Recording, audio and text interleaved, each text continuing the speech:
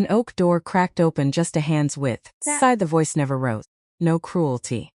Just a calm sentence, carefully measured, read aloud like a line from a financial report, and precisely because of that, it cut deeper than any blade ever could. Outside, a woman stood frozen in her hands, ledgers with ink still wet. 9 years of service, 9 years of waking before dawn. 9 years of memorizing every schedule, every unspoken need of the man who had just spoken her name, not with hatred but with cold arithmetic. A candle in the hallway flickered. Somewhere above, musicians rehearsed for the Harvest Moon Festival, the melody bright and heartlessly cheerful. She did not cry, she did not step back, she did not breathe. Because to breathe meant to exist. And in that moment she understood she had stopped existing in his eyes a very long time ago. 9 years. That was how long Nora Whitlock had folded herself into the corners of Ravenswood Palace. 9 years of memorized schedules and unspoken needs. 9 years of making herself so useful that no one thought to ask who she actually was. And it would end with a door, not a slammed door, not a door thrown open in fury.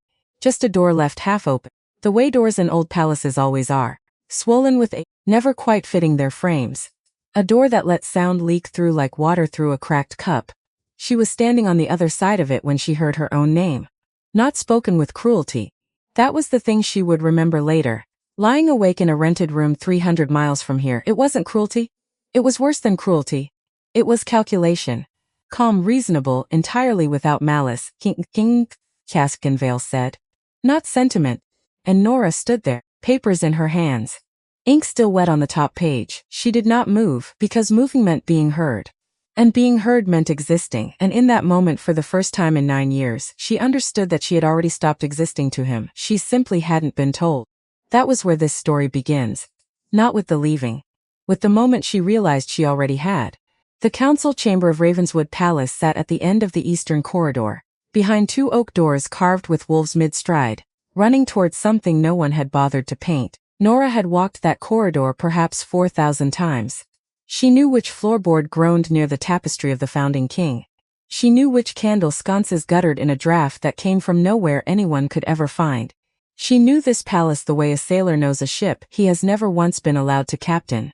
At evening she carried the harvest ledgers, grain counts from the Western Territories, tallies from the royal granaries, a note from the treasurer flagging a shortfall that would need explaining before the Harvest Moon banquet. Routine. Except nothing that reached Cassian Vale's desk was ever truly routine. Not anymore. Not since she had made it her private work to Slean. No errors. No excuses. Nothing he would ever have to ask twice about. She reached the door. And stopped. Because voices were already inside, low, unhurried. The particular cadence of men who believed themselves alone. She should have turned back. Should have simply waited in the corridor out of sight, the way palace staff were trained to do when council was in session. That was the correct thing, the trained thing, the 9 years of practice thing. Instead she stood very still and listened. An elder's voice first. Old Baron Ashworth, she thought by the particular wheeze at the end of his sentences. Loyalty, he was saying, sometimes matters more than noble blood. You're great. The girl has served this house faithfully. Longer than most of the men in this room. A pause. Then another voice, younger. Impatient. She keeps the ledgers straight and the halls quiet. That is not the same as fit to sit beside a throne and then. Cassian Vale's voice did not rise, it never rose. That was, Nora had always thought, one of the strange comforts of working for him, that he never shouted, never threw things, never let temper leak into the corridors the way some alphas did, the way some kings did, leaving their staff flinching at doors for days afterward. He simply spoke, evenly, as though reading from a report. I have no complaint with Nora Whitlock's service, he said. None. She has run this household with more discipline than half my ministers manage in their own offices. Something in Nora's chest, some small and foolish thing, lifted at that. It fell 1 sentence later. But the Queen of Ravenswood will not be an unknown omega raised out of a records office. This kingdom needs alliance. It needs strength behind the throne, not devotion in front of it. Personal fondness cannot outweigh what Ravenswood requires. Silence. Not even the old Baron argued further. Nora did not move. She could not have said afterward how long she stood there. Long enough for the ink on the top ledger sheet to finish drying against her thumb. Long enough for her own pulse to become the loudest sound in the corridor. Long enough that when she finally did step back, quietly, carefully, the way she did everything, her hands were shaking and she did not understand why. Because she had known this. Of course she had known this. She had known it for years, and simply never let herself say the words in her own head where she would have to look at them directly. She had known. And still it landed like something breaking. There is a particular kind of grief that does not announce itself. It does not arrive with tears in a public hallway. It does not collapse a person to their knees. It is quieter than that, meaner than that. It simply rearranges the furniture of a person's chest so that everything sits a half-inch wrong from that moment forward, and no one else in the room can tell the difference. Nora walked the rest of the ledgers to the antechamber outside the council doors, because that was where they were meant to go, and she was, above all things, someone who finished what she started. She set them on the receiving table. She straightened the corners so they sat square with the desk's edge. She did not go in, no dramatic entrance, no confrontation, no moment where she stood in the doorway and made Cassian Vale say those words to her face, instead of through a half-open door where he did not know she could hear them. Because what would that accomplish? What was there to see? He had told the truth. That was the unbearable part. He had not lied to her, had not strung her along with false promise, had not in 9 years ever once suggested that her devotion would be repaid in the currency she had, somewhere in the quiet of her own heart, allowed herself to hope for. He had simply never noticed that hope existed, which was in its own way worse than if he had noticed and refused it outright. Love that had to beg to be seen, she thought. Walking back down the eastern corridor with her hands empty for the first time in hours was not love worth keeping. She did not know yet whether she believed that.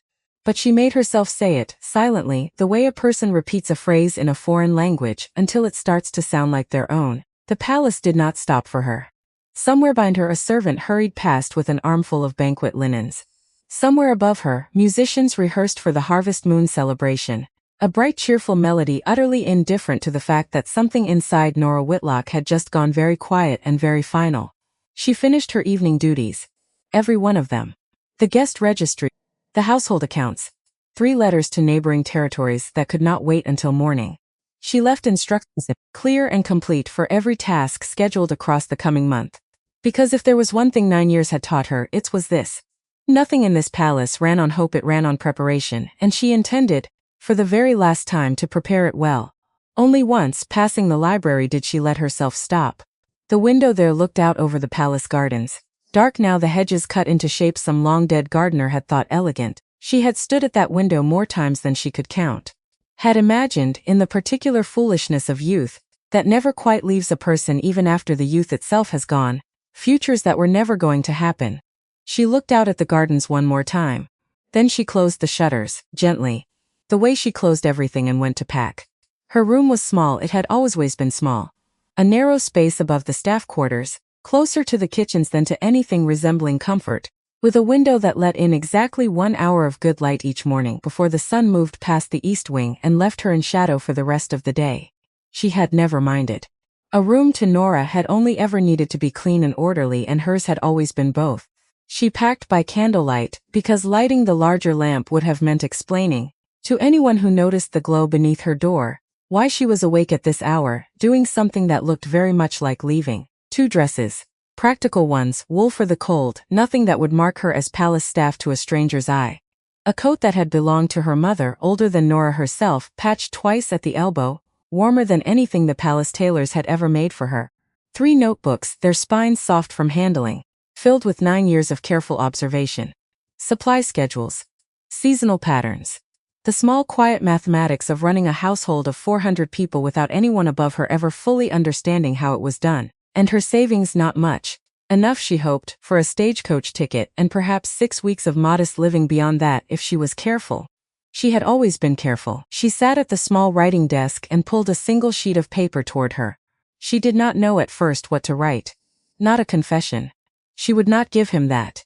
Not because she wished to punish him with its absence, but because a confession offered now, at the very end, would only be another kind of burden placed on someone who had already told her, plainly, that he did not want the weight of it. Not an accusation either. What was there to accuse him of? Wanting a strong kingdom, wanting an alliance. These were not crime. They were simply the ordinary arithmetic of a throne, and she had spent 9 years close enough to that arithmetic to understand it better than almost anyone alive. So she wrote what was true and nothing more. To the household of Ravenswood Palace.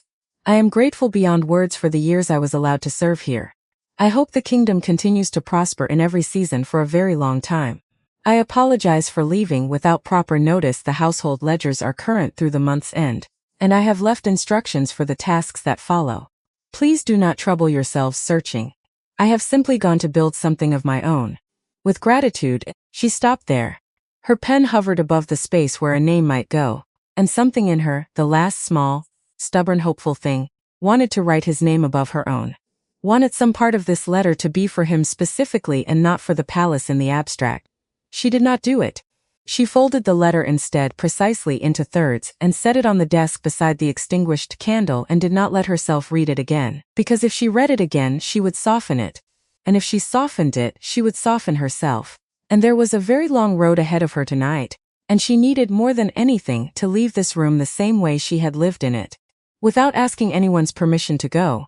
Dawn in Ravenswood came slow and gray, the kind of light that made the palace stones look less like a fortress and more like something old and tired waiting to be told it could finally rest. Nora crossed the eastern courtyard with her travel bag over one shoulder, her mother's coat buttoned to the throat against the morning cold, and she did not look back at the towers behind her. The two guards at the postern gate knew her by sight. Everyone on the palace staff knew Nora Whitlock by sight. The quiet Omega who kept the household running, who never caused trouble, who smiled the particular polite smiles of someone who had learned very young that smiling cost nothing, and occasionally bought a great deal of goodwill. She smiled now. Early errand, she said before either of them could ask. Supply matter in the lower town. It was technically not a lie. She was in fact going in search of supplies for an entirely new kind of life. The guards nodded, unbothered, and one of them even wished her a good morning, and she walked through the gate and did not run, though every instinct in her body wanted to. Because running would have meant something was wrong, and nothing as far as anyone at Ravenswood Palace needed to know was wrong at all. The road west out of the capital was quiet at that hour, empty but for a few farm carts and one early merchant's wagon creaking under the weight of barrels bound for some market Nora would never see. She walked until the palace towers shrank behind her into something small enough to hold between two fingers, and only then did she let herself stop. Briefly and turn. She looked at it for exactly one breath. Then she turned west again and did not look back a second time. The stagecoach waited at the crossroads 2 miles beyond the city gates, exactly as the innkeeper's boy had promised her the week before, when she had first begun, quietly, carefully, telling no one, to make arrangements for a life she had not yet admitted to herself she was planning. Nearly 300 miles to Millbrook, the driver told her, checking his manifest, weather and roads permitting, 4 days. Perhaps 5. Nora paid her fare, climbed inside, took the seat by the window because she wanted, whatever else happened, to watch the country change as she left one life behind and traveled toward whatever came next. Behind her, Ravenswood Palace slowly woke to another ordinary day. Ahead of her stretched a road that led toward a name, Millbrook. She had heard only once, from a traveling merchant 3 months earlier who had described it as a modest town of honest work and few questions. The kind of place where a person could simply arrive and be judged on nothing but what they did next. No one there would know her name. No promise made behind a closed door would ever again decide what she was worth. The palace did not notice Nora Whitlock was gone until well past midday. That was perhaps the cruelest accuracy in what she had written. She had not overstated her own invisibility. A scullery maid assumed she had been sent to inspect the eastern granaries, a task she performed twice a year without fanfare. A steward's assistant believed she had gone to the lower town to settle accounts with the wool merchants, since it was, after all, roughly that time of month. Her name passed between 2 or 3 casual conversations and then dissolved, the way names always dissolved in a palace this large, this busy, this endlessly occupied with its own next crisis. Cassian Vale did not think of her at all that day. This was not cruelty either. It was simply the ordinary blindness of a man whose schedule had, for 9 years, been arranged so completely around him that its architecture had become invisible to him, the way a person stops noticing the walls of a house they have lived in long enough. He had council sessions, a delegation arriving from the northern territories to discuss trade routes, preparations for the Harvest Moon banquet, less than 2 weeks away now, requiring decisions about seating and diplomacy, and a dozen small political calculations that had, until yesterday, always simply appeared on his desk already half solved. He did not know yet that the half-solving was about to stop. It began small. The northern delegation arrived at midday to discover their guest quarters had not been confirmed, the rooms still holding the previous month's linens, no fires laid, no welcome refreshment prepared. An embarrassed steward scrambled to correct it, blaming a miscommunication, though no one could quite identify where the communication had failed, because it had never failed before.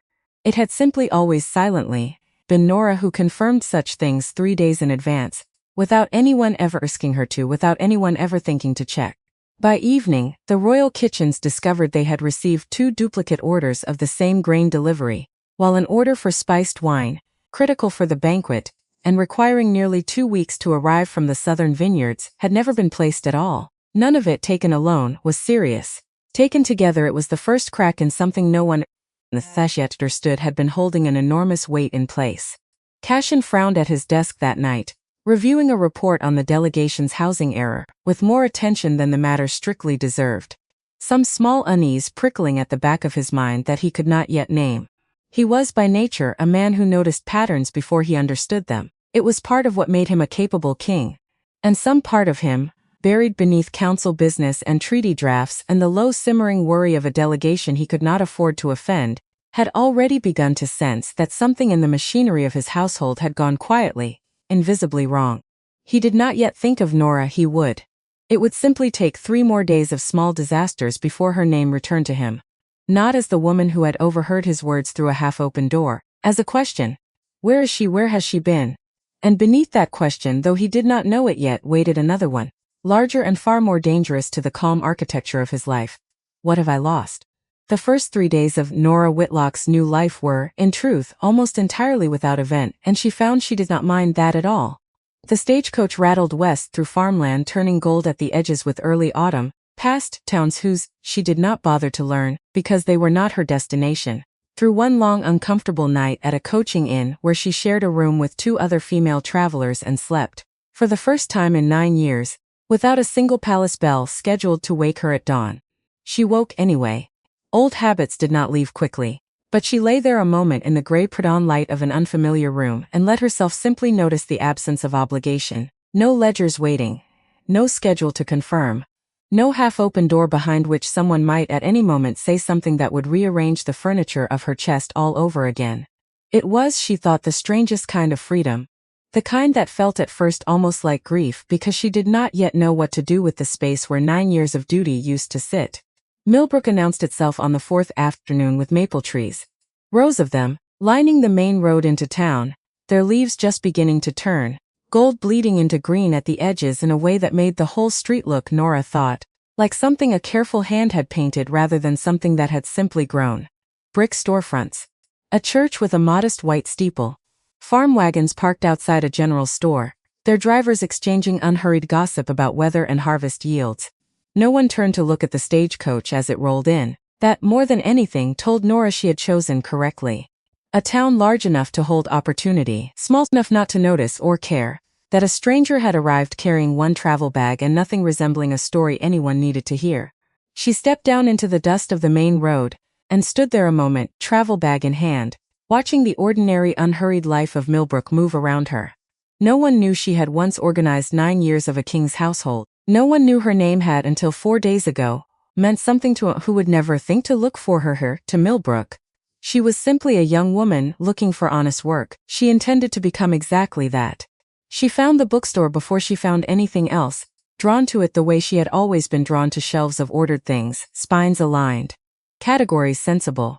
A place where the world made a kind of sense that the rest of life so rarely offered. The woman behind the counter was perhaps 60, silver-haired, sharp-eyed in the particular way of someone who had spent a lifetime sizing up strangers and had long since stopped being wrong about them. She looked up when the bell over the door announced Nora's entrance. Took in the travel bag, the careful posture, the coat too fine in its stitching for a woman traveling alone with so little passing through, the woman said. It was not quite a question, looking, Nora said. For work. And a room, if anyone's letting one. The woman, Agnes Colton, though Nora would not learn her name for another few minutes, set down the ledger she had been squinting over and studied Nora with an attention that felt, oddly, less invasive than curious. As though she were reading a page rather than a person.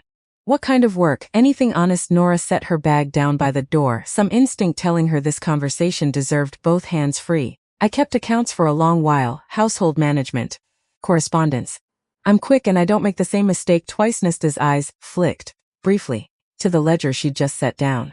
The one Nora could now see, from this angle, was covered in cramped, uneven arithmetic. Several columns crossed out and rewritten. The particular mess of a shopkeeper who understood books well enough to sell them, but had never quite made peace with numbers. That ledger giving you trouble, Nora said, not unkindly, simply observing. Agnes barked a short laugh, more surprised than amused. That ledger has been giving me trouble 11 years, young lady. I own a bookstore because I love books. God did not see fit to make me love arithmetic to match. I could look at it. If you'd let me no charge tonight. Just to see whether I'm any use to you at all. There was a pause. The particular pause of a woman deciding whether to trust a stranger who had walked in off the road an hour before sundown. Then Agnes Colton pushed the ledger across the counter, and something in that small gesture, the simple willingness to hand a stranger her own tangled numbers, settled into Nora's chest like the first solid ground she'd stood on in 4 days. There's a room above the shop, Agnes said while Nora bent over the columns, already seeing within seconds 3 places where a decimal had wandered where it shouldn't have. Small. Gets good light in the mornings. I don't rent it to just anyone, I understand. I'll decide by morning, Agnes said, whether you're anyone. Nora looked up from the ledger and smiled.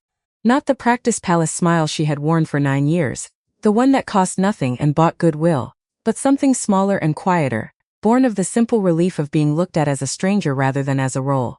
Fair enough, she said. She had the ledger fully corrected before Agnes closed the shop that evening. She had the room by morning. The room above Colton's bookshop was, exactly as promised, small. Barely large enough for a narrow bed, a writing desk beneath the window, a single shelf that Nora filled, within her first week, with her 3 worn notebooks and nothing else, because she owned in truth almost nothing else to fill it with. But the light. Agnes had not oversold the light. Each morning it came pouring gold through the east-facing window, warming the floorboards, catching the dust and slow drifting spirals that Nora found herself watching. Some mornings, than she strictly meant to. There were no palace bells here. No schedule waiting to be confirmed before the sun had fully cleared the horizon. Only the quiet sounds of Millbrook waking below her, a cartwheel, a dog barking twice and then losing interest, Agnes moving about the shop downstairs, humming something tuneless and entirely her own. Nora, that first true morning in her new life, and simply lay still for several minutes, listening. She had not realized until that stillness how loud 9 years of vigilance had been, how much of herself had been spent, every hour of every day, listening for the next task before it was spoken aloud, anticipating the next need before it became a request. She had been good at it, extraordinary at it, if she allowed herself the honesty of admitting so. But she had never, not once in 9 years, simply lain in a bed and listened to a morning that asked nothing of her at all. It felt for the first 10 minutes almost unbearable. Then slowly it began to feel like something else. She rose. Went down to help Agnes open the shop, not because anyone had asked her to, but because her hands did not yet know how to be idle, and there was a particular comfort in useful motion that she was not ready to give up even in freedom. Within 2 weeks, word of the ledger correction had traveled the short distance it needed to travel in a town the size of Millbrook, from Agnes to Agnes's sister to the sister's husband, who ran a modest dry goods store 3 streets over and had, by his own cheerful admission, not truly understood his own accounts since the year his previous bookkeeper had married and moved to the coast. He hired Nora for what he assumed would be a season's worth of untangling. She finished it in 11 days and in the process quietly, without any particular drama, found nearly $400 in accumulated errors, some honest mistakes, 1 or 2 that looked rather less honest, made by a since-departed clerk who had apparently believed no one would ever look closely enough to notice. Nora did not accuse anyone. That was not her way and had never been. She simply built the man a new system. Clear columns. Plain language. A method any clerk with basic sense could follow without room for confusion or, quite as usefully, without room for concealment. And taught his current employee how to keep it running. The dry goods owner tried to pay her more than they had agreed. She refused the difference. Trust is worth more than a quick profit, she told him, and meant it entirely, though she would not have been able to say, if pressed, exactly where inside herself that certainty had come from.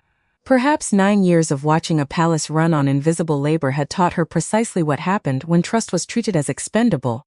Word spread faster than she expected. By the time the maple leaves outside her window had turned fully gold and begun, one by one, to let go of their branches, Nora Whitlock, the quiet young woman who had arrived with 1 travel bag and no story anyone had managed to pry loose from her, had become, in the particular unhurried way that small towns build reputations, The person people in Millbrook mentioned when they mentioned a problem no one else had managed to solve. She still did not speak of the palace, not to Agnes, who asked once, gently, over supper in the rooms behind the shop, and accepted Nora's quiet answer, somewhere far from here and not somewhere I wish to return to, without pressing further. Not to the dry goods, not to the shipping clerk who came to her third, struggling with delayed deliveries that were quietly bleeding his small company dry. Not to anyone. At night sometimes she opened one of her old notebooks. The cramped, careful handwriting of 9 years documents supply schedules and seasonal shortages, and the small silent mathematics of running a household of 400 souls. She studied it now not as a record of grief, but as an inheritance. Every difficult year at Ravenswood had taught her something no classroom could ever have offered. Nothing she had given, she thought, had truly been wasted. It had simply been preparing her for a life she had not yet known she was permitted to want. It was in her 6th week in Millbrook, on an unremarkable gray afternoon with rain threatening at the edges of the sky, that the first small thread appeared. The one that would not fully unravel until long after this part of the story had ended, but which planted itself quietly into the soil of everything that followed. She was reviewing the shipping clerk's ledgers. A young man named Silas, earnest and overwhelmed, whose small freight company had been losing money for the better part of a year, without his being able to say precisely why. When she found the entry, a payment, modest, recorded twice, in 2 different hands, for 2 different amounts, describing what appeared to be the same shipment of finished goods bound, not for any of the local merchants she recognized, but for an address in the capital she did not. In Ravenswood. Her hand stilled over the page. It could have meant nothing. Shipping errors were common enough, duplicate entries a familiar clerical accident, and there was no reason, on the surface, for a discrepancy in a small-town freight ledger to mean anything beyond exactly what it appeared to be. Carelessness, easily corrected, but something in the second-hand's entry troubled her. A precision to the false total that did not read as careless at all. As though someone, somewhere along this shipment's route, had known exactly how much to skim and exactly how to record it so that only a very particular kind of attention would ever notice the seam. Nora had spent 9 years learning to notice seams. She said nothing to Silas that afternoon. She simply copied the 2 conflicting entries into the back pages of her own notebook, in her own careful hand, beside a note of the date and the address in the capital that meant, to her, far more than it could possibly mean to anyone else in Millbrook. She told herself it was nothing. She did not in her heart entirely believe that. The Harvest Moon banquet came and went in Ravenswood without her, though Nora would not learn the particulars of it for some time.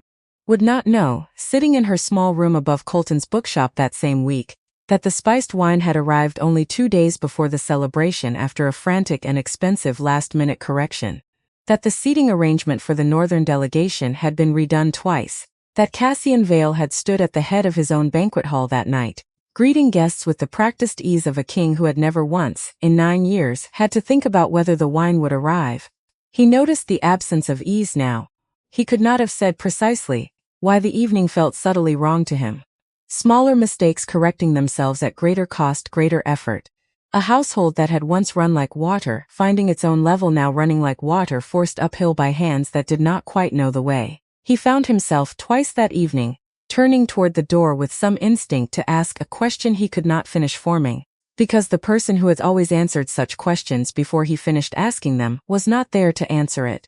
It was 3 days after the banquet that he finally asked his steward, over a report on the delegation's departure, where Nora Whitlock had gone. The old steward hesitated. That hesitation told Cassian more than the answer that followed it. "No one has seen her, Your Grace," the steward admitted. "Not since the evening before the last council session. We believed he had been sent on an errand. To the eastern granaries perhaps, and no one confirmed this." "No, Your Grace." Something cold moved through Cassian's chest, a feeling he did not immediately recognize because he had so rarely, in his adult life, had cause to feel it. Concern sharpened suddenly into something closer to alarm. "Search the household," he said. "Every department now." They found her room within the hour perfectly clean. Every book resting neatly on its single shelf. The narrow bed made with the particular precision of someone who had made it that way every morning for 9 years without a single day's exception. And on the small writing desk, beside a candle burned down to nothing, a folded letter, sealed with nothing more than a fold, addressed to no one at all. Cassian read it standing in the doorway of a room he had never once in 9 years thought to enter.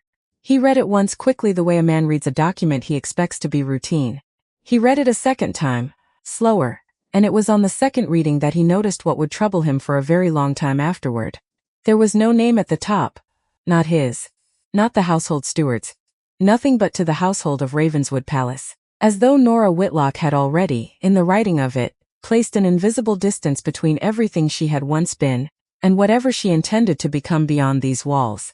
He folded the letter with careful hands and stood a long moment in the small orderly room, looking at the single shelf of empty space where her belongings had been, understanding slowly, and with a dawning discomfort he did not yet have the vocabulary to name, that he had spent 9 years relying utterly on a woman, whose actual heart, he realized, now he knew almost nothing about at all. He knew how she organized a ledger. He did not know what she dreamed of. He knew she never missed a deadline. He did not know, until this exact moment, standing in the ruins of her absence, that he had never once asked her what she wanted for herself. Outside the small window, the palace continued its ordinary bustling day, indifferent as palaces always are to the fact that something essential had just quietly gone missing from the center of it. Cassian Vale stood in that room a long while. Then he folded the letter into his coat and went back to his duties, because a king's schedule does not pause for private reckonings, however overdue they might be. But something in him had shifted. He simply did not yet understand how far that shift would eventually carry him. 300 miles west, 5 years later, into a room he did not yet know existed, standing in front of a woman he did not yet know he would fail to recognize at first and then recognize entirely all at once in a single unbearable heartbeat. That was still ahead of him, for now he simply carried a folded letter in his coat, and a question he did not know how to answer. Where does a person go when 9 years of being needed suddenly end? He did not know the answer that night, standing in a room that had gone quiet in a way no room in this palace had ever gone quiet before. Not during a siege, not during a mourning, not during any of the ordinary crises a kingdom accumulates across 9 years of governing. He only knew that the question itself had lodged somewhere behind his ribs, the way a splinter lodges beneath skin, small enough to ignore for days at a time and sharp enough, when pressed, to remind a man it had never actually left. He would carry that question through the Harvest Moon banquet's awkward, understaffed evening, through the slow accumulation of small failures that followed it, through months and then years of reports that crossed his desk without her careful hand, ever having touched them first, each one a quiet reminder of a competence he had never once thought to name aloud while it was still standing in front of him. He did not know that first night that the question would eventually carry him 300 miles west. He simply knew that something essential had gone missing from the center of his household and that he had no earthly idea, standing alone in a small orderly room with a folded letter in his hand, how a man was meant to go about finding it again. And 300 miles away, in a small room above a bookshop, with rain finally beginning to fall against the window and a notebook open on the desk beside her, Nora Whitlock was already quietly beginning to answer that question, not with his name, with her own. There is a version of this story that would have been simpler to tell, and Nora sometimes thought of it, in the years that followed, the way a person thinks of a shortcut they chose not to take. In that simpler season she would have hated him, would have carried Ravenswood behind her like a wound that never closed, would have built Wren Commerce out of spite instead of out of anything steadier, would have spent 5 years imagining his face across every ledger she balanced. That was not, in the end, what happened. Not because she was without anger. She had plenty of it, in the first year especially, in the raw months when Millbrook was still new and unfamiliar, and every small kindness from a stranger felt like proof of how little kindness she had actually received in 9 years of service. But anger, she came to understand, was a poor architect. It built nothing that lasted. It only ever tore down, and she had already lost enough to a single evening's calm, reasonable refusal. She did not intend to lose the rest of her life to it as well. So instead, in the quiet hours before Colton's bookshop opened each morning, she made herself remember Ravenswood accurately. Not kindly and not cruelly, accurately. She remembered the 9 years honestly, because honesty, she had learned early in her palace service, was the only tool sturdy enough to build anything real. She remembered the early mornings when she had been the only person awake in the East Wing, walking the cold stone corridors with a lamp in one hand and a stack of the previous day's correspondence in the other, sorting urgent from routine before anyone else in the household had so much as opened their eyes. She remembered the particular satisfaction of solving a supply crisis before Cassian Vale ever knew one existed, the quiet private pride of watching a banquet unfold without a single visible seam, knowing that seam had been there and that she alone had sewn it shut. She remembered, too, the smaller kindnesses she had allowed herself to collect over the years. The way a person collects smooth stones from a riverbed without quite admitting why. The morning he had asked her opinion on a minor trade dispute, genuinely curious rather than simply delegating, and had actually listened to her answer. The evening he had noticed she had gone without supper during a crisis with the southern granaries, and had quietly sent a tray to her small office without being asked, without ever mentioning it afterward. Small things. She had built an entire private mythology out of small things, the way people always do when they are hungry for a larger one and cannot admit the hunger even to themselves. It was easier, now at this distance, to see the small things for what they had actually been. Not indifference to her exactly. Something more complicated than that. A man who had genuinely valued her competence, genuinely respected her discipline, and had simply never once thought to ask whether competence and discipline were the whole of what she wanted from her life, because it had never once occurred to him that a woman who ran his household so completely might also be a woman with a life of her own, waiting quietly beneath the surface of her usefulness. She did not forgive him in those early Millbrook mornings. Forgiveness, she thought, was a decision made from strength, and she did not yet have the strength to spare. What she did instead was simpler, and in its own way harder. She simply stopped waiting for an apology that was never going to arrive, and turned her attention fully and completely toward the only life she actually had any power to shape, her own. The first winter in Millbrook tested that resolve more than any single moment before or after it. It arrived early that year, a hard frost settling over the Western Territories a full 3 weeks ahead of the almanac's prediction. And Nora found herself for the first time since leaving Ravenswood, genuinely afraid. Not of the cold itself, though the small room above Colton's bookshop grew bitter enough some night that she shisped in her mother's old coat, buttoned to the throat, the same coat that had carried her 300 miles west. She was afraid of something quieter and more corrosive, the particular fear of a person building something entirely new, with no one above her to catch the mistakes, no palace machinery to absorb the cost of a bad decision before it reached anyone who mattered. The dry goods ledger work had dried up by December, the season's accounts settled and squared away, and though word of her skill had begun to spread, word traveled slowly in a small town buried under snow. And Nora spent 3 weeks in that hard winter watching her modest savings shrink by careful, deliberate degrees, doing the arithmetic each night by candlelight the way she had once done a king's harvest counts, except this time the numbers belonged entirely to her, and there was no one else's competence to hide behind if they came up short. She did not tell Agnes how close the numbers had come to frightening her. That was not, she reasoned, Agnes' burden to sit, and Nora had spent 9 years learning precisely how to carry burdens quietly enough that no one above her ever had to feel their weight. Old habits, she was beginning to understand, did not vanish simply because a person changed towns. It was Agnes, in the end, who noticed anyway. She always did. "You've been doing that thing with your jaw again," Agnes said one evening in late December, setting 2 cups of something hot and bitter on the small table in the rooms behind the shop. "The one where you clench it and pretend you're thinking about something else entirely." "I don't have a jaw thing." "You have had a jaw thing since the day you walked through my door with one travel bag and a faces like you were bracing for bad news that hadn't arrived yet." Agnes settled into the chair across from her, sharp eyes steady and entirely unfooled. "What's wrong?" Nora considered for a moment, deflecting. 9 years of palace discretion urged her toward it, but something in Agnes's patient, unhurried attention, the particular quality of a woman who had asked a question because she genuinely wanted an honest answer rather than a polite one, made the deflection feel suddenly, exhaustingly unnecessary. "I'm running out of money," Nora admitted. "Not today. Not this week. But if the spring doesn't bring more work, I will be before it arrives." Agnes was quiet for a long moment, turning her cup slowly between weathered hands. "You corrected my ledger for free," she said finally, "the very first night you walked in here. You didn't ask what it was worth before you did it. I wanted to earn the room." "You'd already earned the room 3 columns in." Agnes set her cup down with a small definitive click. "I've got a proposition for you if you're willing to hear it. There's more bookkeeping work in this town than you know, buried in drawers and shoeboxes and the backs of shopkeepers' minds, work nobody's asked for because nobody knew to ask. What if instead of waiting for it to come find you, you went looking for it, every shop on this street, every farmer bringing grain to market? I'll vouch for you myself. And there isn't a soul in Millbrook who'll doubt my word on a matter of trust." It was, Nora would understand only much later, the exact seed of everything Wren Commerce would eventually become.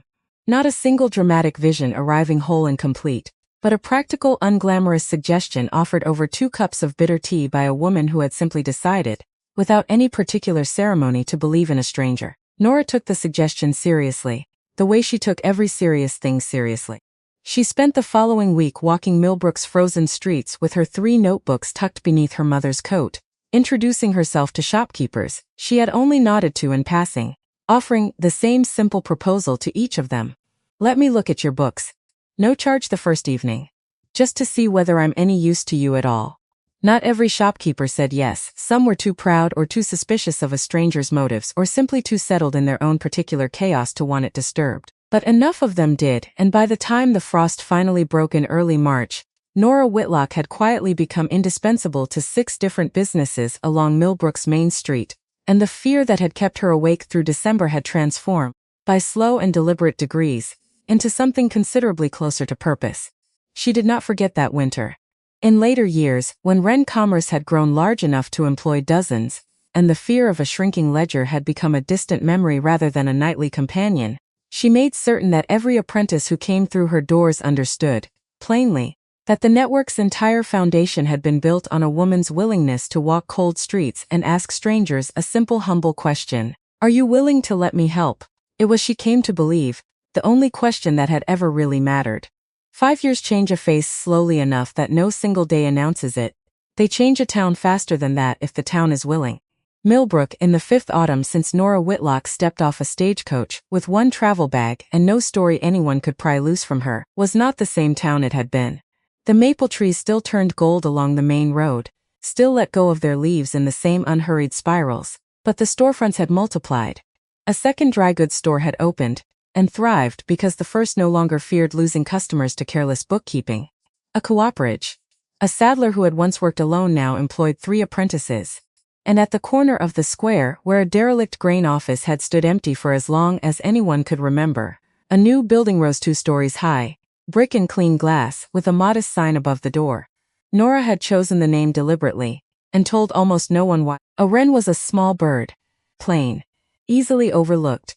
And yet it built its nest with a patience and a precision that larger, prouder birds never bothered to match, and it did not need anyone's permission to do so. She was 33 years old now, and the office overlooking the town square was hers in every sense that mattered. Not merely the deed, though that sat filed and legal in a drawer she rarely opened, but the daily rhythm of it. The farmers and merchants who climbed its narrow stairs each morning with problems that had 5 years ago seemed unsolvable to them. What had begun as a corrected ledger for a bookshop that loved books more than arithmetic had become, without any single dramatic leap, a network. Transportation routes that connected a dozen small towns to markets that had once been 3 days hard travel away. Supply contracts renegotiated so that farmers were no longer at the mercy of a single buyer's whim. An apprenticeship program, unglamorous and unadvertised, that had quietly placed 43 young people, half of them Omegas, most of them from families no one in the capital would ever have thought to invest in, into work that gave them a future rather than merely a wage. Nora did not put her name above the door. She had considered it once in the 2nd year, when a lawyer drawing up the incorporation papers had asked, not unreasonably, whether she wanted Whitlock Trading or some variation of it. She had said no almost before he finished the sentence. This was not about her name being remembered.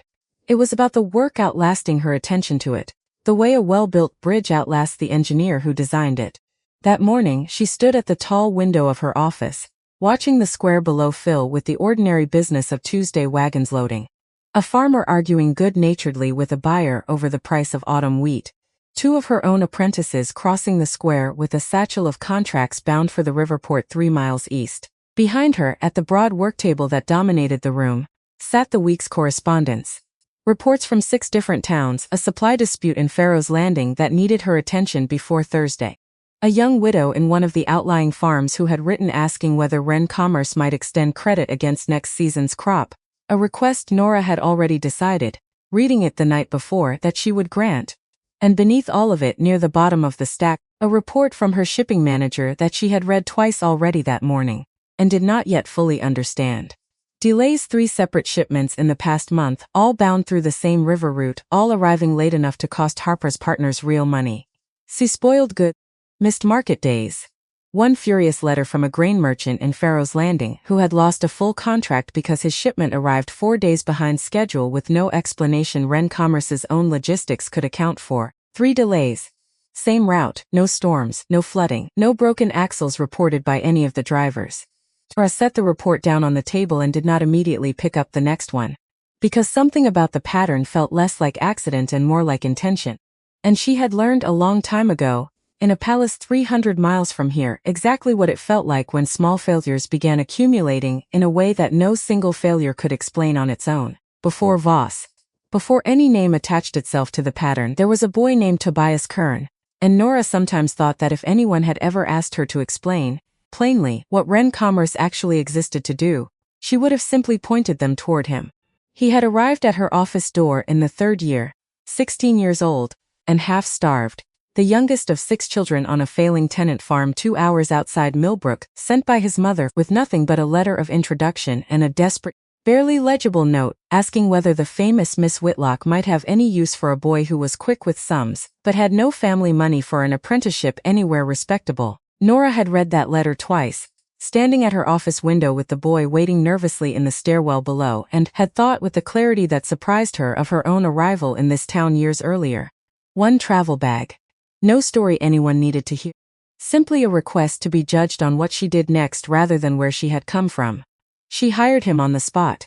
Tobias proved in the months that followed to be everything his mother's letter had promised and considerably more besides. Quick with numbers. But quicker still with people. The particular gift of a boy who had grown up watching adults carefully, learning to read a room the way Nora had once learned to read a ledger. Within a year he had become indispensable to the network's supply coordination.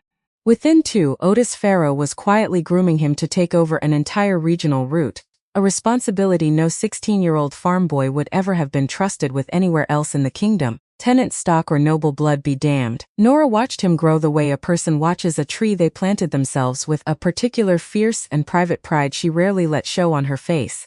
When his mother wrote, 18 months into his apprenticeship, thanking Miss Whitlock for what she called a miracle, Nora wrote back a single line. There was no miracle here. Only a boy willing to work and a door willing to open.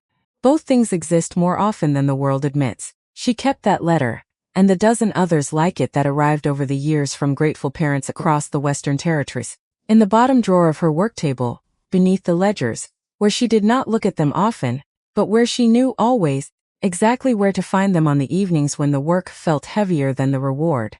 It was Tobias, in fact, 17 now and sharp-eyed in a way that reminded Nora uncomfortably of herself at that age, who first noticed something was wrong with the river route numbers.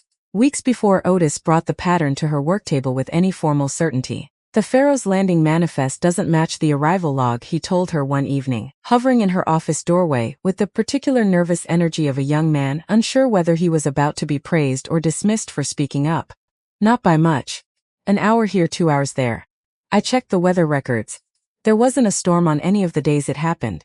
Nora had looked up from her own paperwork, feeling something settle into place with the particular quiet satisfaction of watching a student surpass, in one small moment, what she had thought to teach them. How long have you been tracking that? A few weeks. I didn't want to bring it to you until I was sure it wasn't just me being careless with the columns. You weren't being careless, Tobias said, with the blunt, unshowy confidence of a young man who had learned his craft from a woman who never once rewarded false modesty. That's why I'm telling you now. It was, Nora thought later, one of the truest measures of everything Ren Commerce had become, not simply a network of towns and trade routes and reformed licensing policy, but a small patient machine for teaching people, one careful lesson at a time, that their attention mattered. That a boy from a failing tenant farm could notice a seam in the arithmetic of a kingdom's commerce and be believed, immediately and without condescension, by the person he brought it to.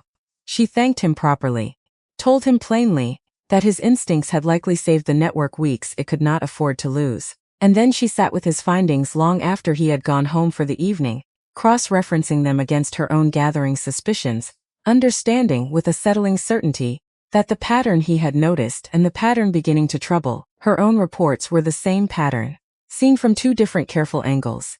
His name was Garrick Voss, and Nora had met him twice. Both times briefly, both times at regional trade gatherings where he had struck her as competent, ambitious, and entirely too pleased with himself for a man whose largest shipping company had, in the past 2 years, quietly lost ground to a network he referred to, with a thin and unconvincing smile, as the little bookkeeper's project. She had not thought much of him beyond that. Ambition alone was not a crime. Half the merchants she worked with were ambitions. Most of them were perfectly decent people, who simply wanted their families fed and their businesses to outlive them. But ambition curdled into something else entirely when it stopped competing and started sabotaging. It took her shipping manager, a steady, unflashy man named Otis Farr, the better part of 3 weeks to trace the pattern properly. And when he finally laid it out for Nora across the work table, river tolls paid to a private dockmaster who, it turned out, recently taken on a second and considerably more generous employer, the shape of it became difficult to mistake for coincidence. "He's paying the dockmaster to hold our barges," Otis said, "not sink them, not damage them, just hold them. An hour here, 3 hours there. Enough that we're always just late enough to matter and never late enough to prove anything in a courtroom."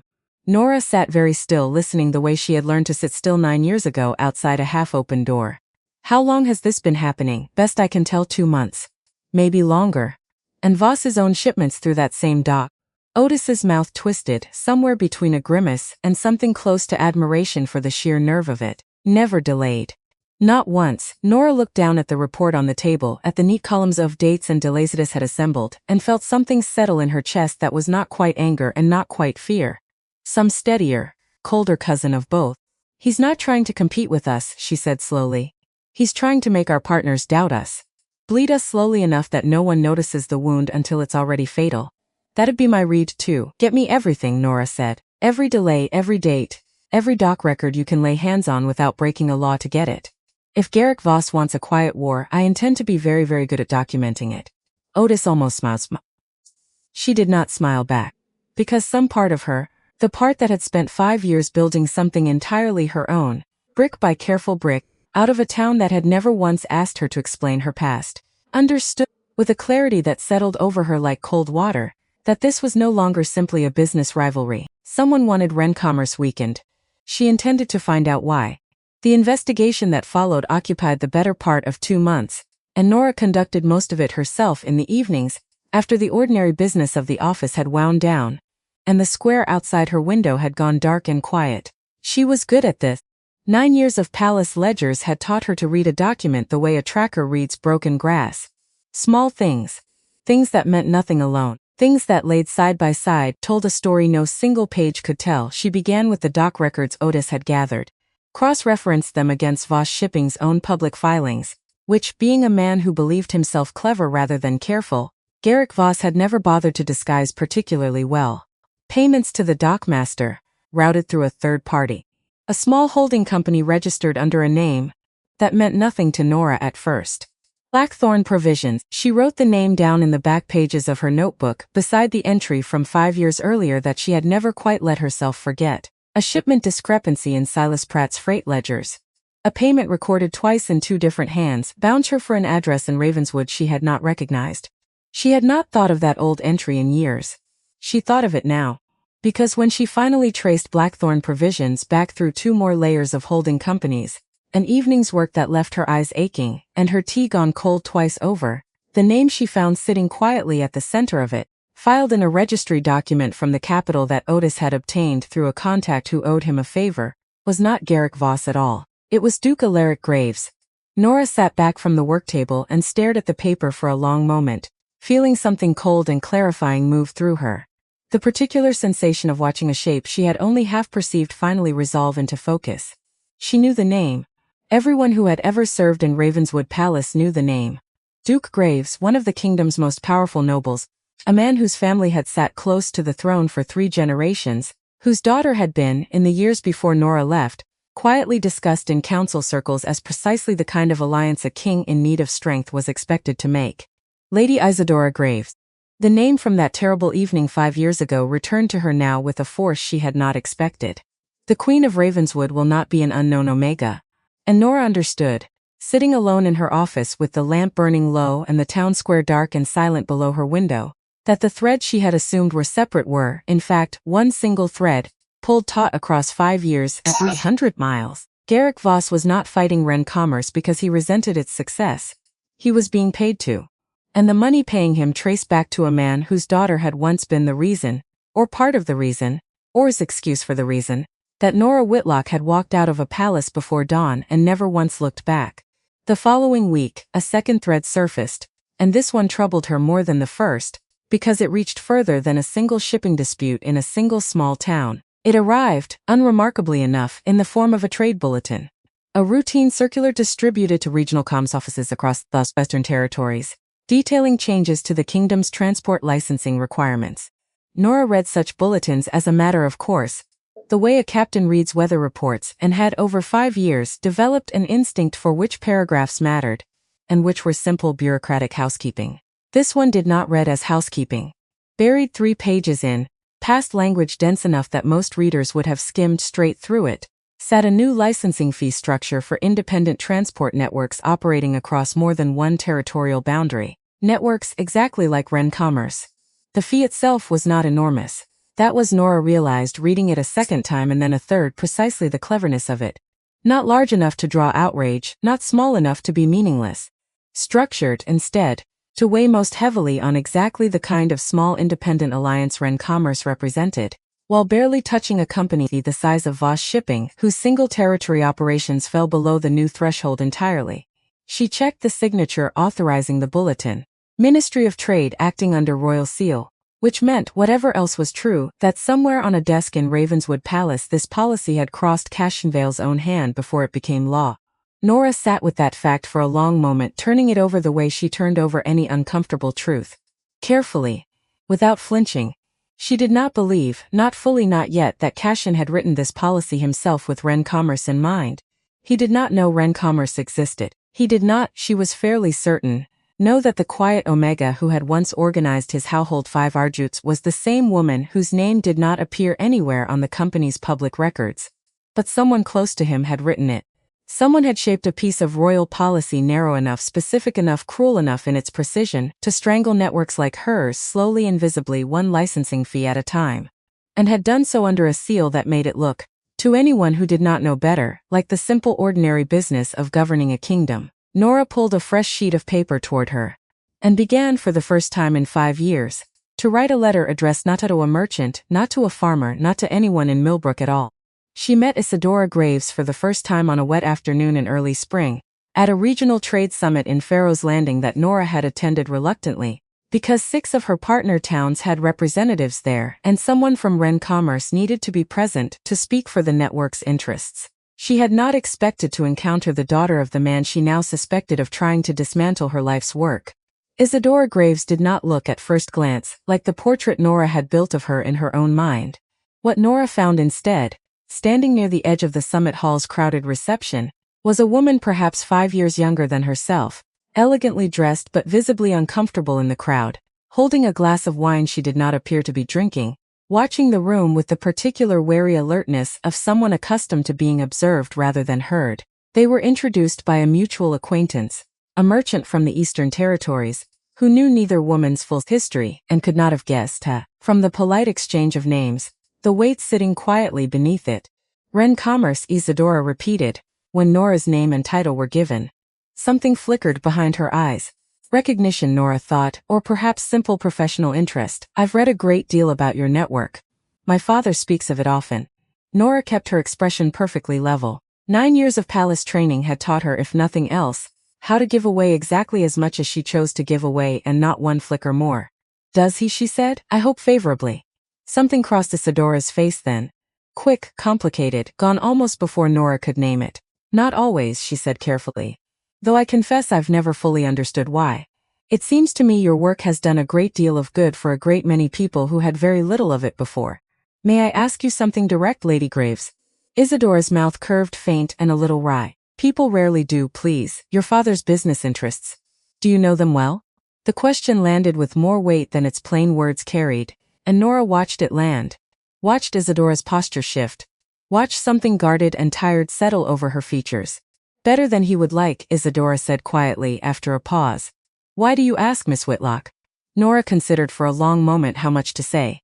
9 years of caution urged her toward silence. 5 years of building something from nothing urged her the other way entirely. Because I believe your father is funding a campaign to destroy my company, she said, low enough that only Isadora could hear it over the noise of the reception. And I believe he is doing it because of something that happened 5 years ago. Something that had very little to do with commerce and a great deal to do with a marriage he wanted to arrange. Isadora went very still. Then she set down her untouched wine glass, and when she looked up, her eyes held something Nora had not expected to find there at all. Recognition, and beneath it, relief. Palace, Isadora said quietly. It was not a questions before you're the one who left.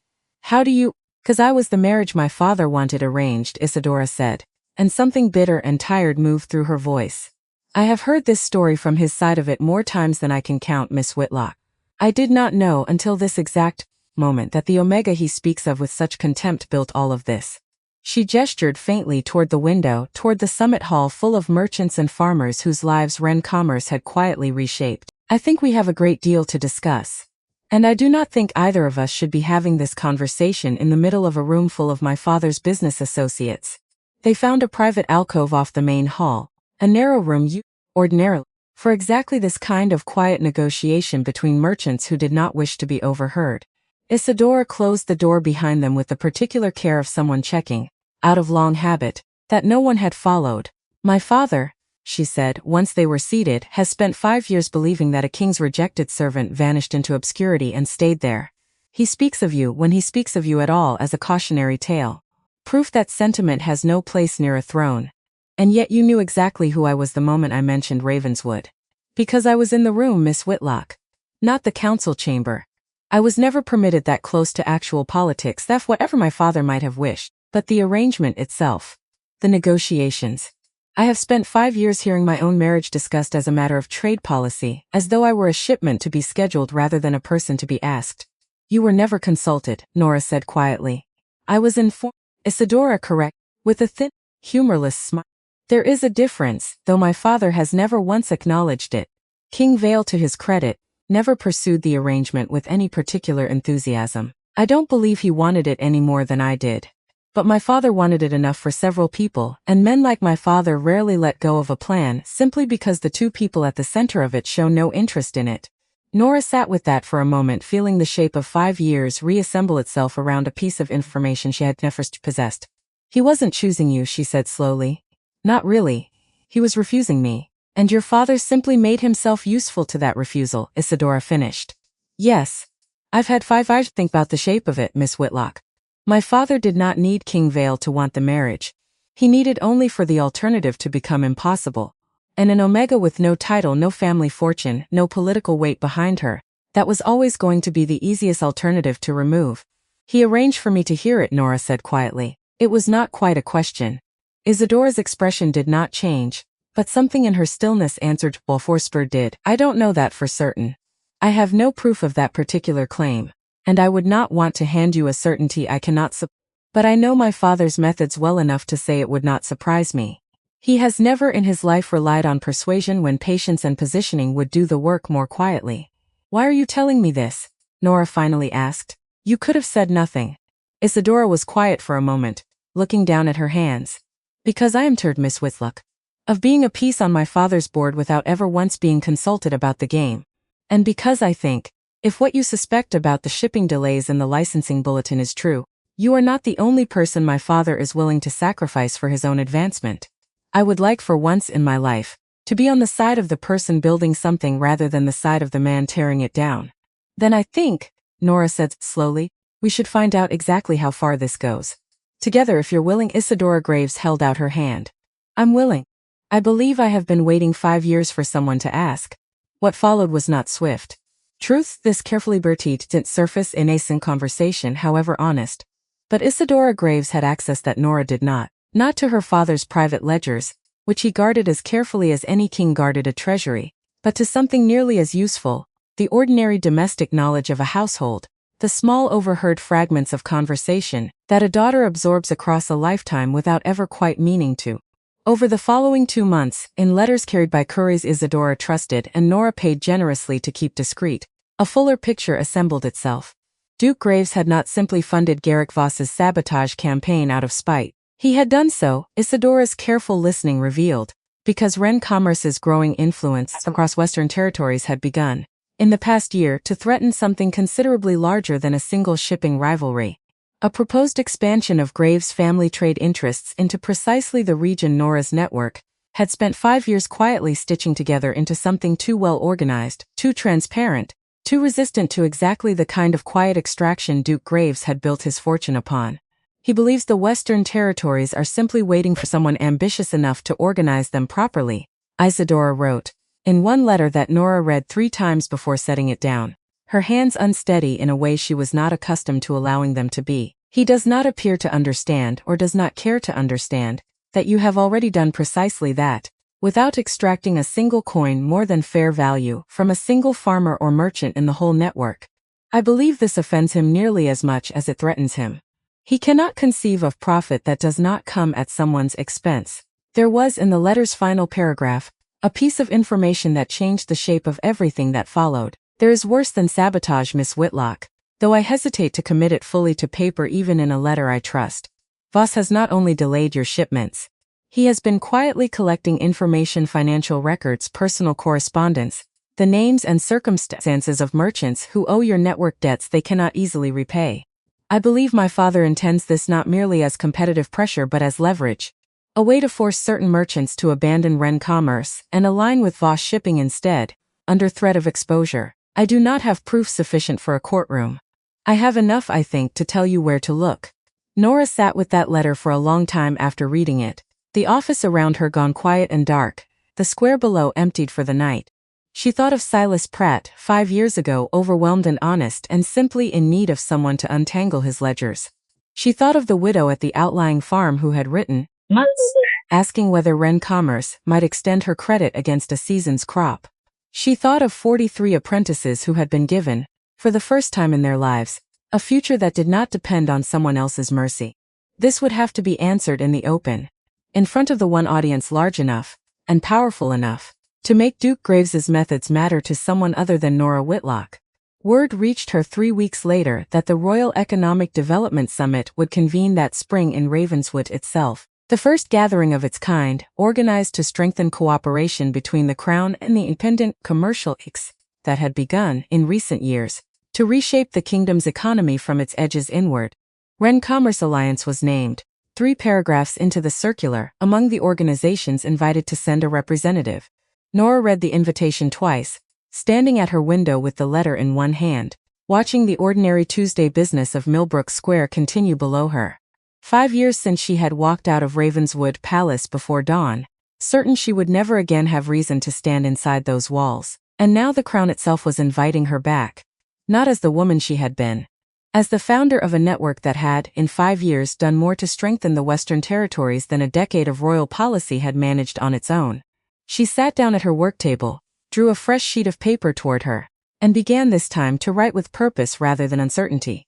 Not a private confession. A formal request addressed directly to the Ministry of Trade and through it, to the Crown itself, requesting a hearing before the full assembly of the Royal Economic Development Summit to present evidence of licensing policy deliberately structured to disadvantage independent commercial networks, and evidence of a coordinated sabotage campaign against Ren Commerce Alliance specifically. She did not accuse Duke Graves by name in the letter. That accusation would need to be made in person, in front of witnesses too numerous and too powerful for it to simply disappear. She signed the letter with her own name, in full for the first time in 5 years, attaching it publicly to the work she had built. Nora Whitlock, founder, Ren Commerce Alliance.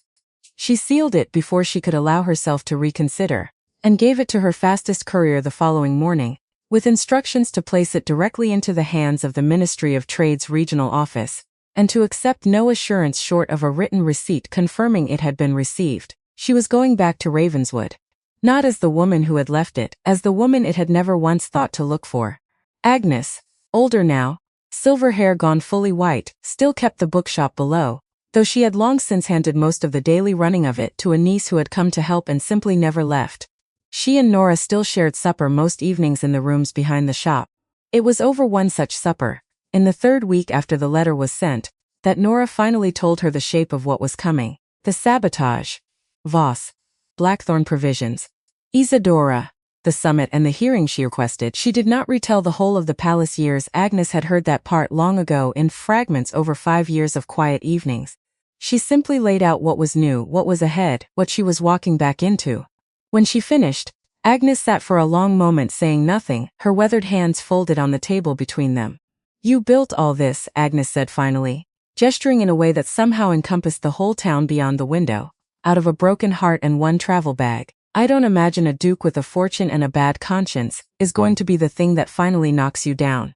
"I'm not afraid of the duke," Nora said quietly, and found, saying it aloud, that it was true. "Then what are you afraid of?" Nora was quiet for a long moment. Seeing him again, she admitted finally, "Not the duke. Him, I've spent 5 years telling myself it doesn't matter anymore.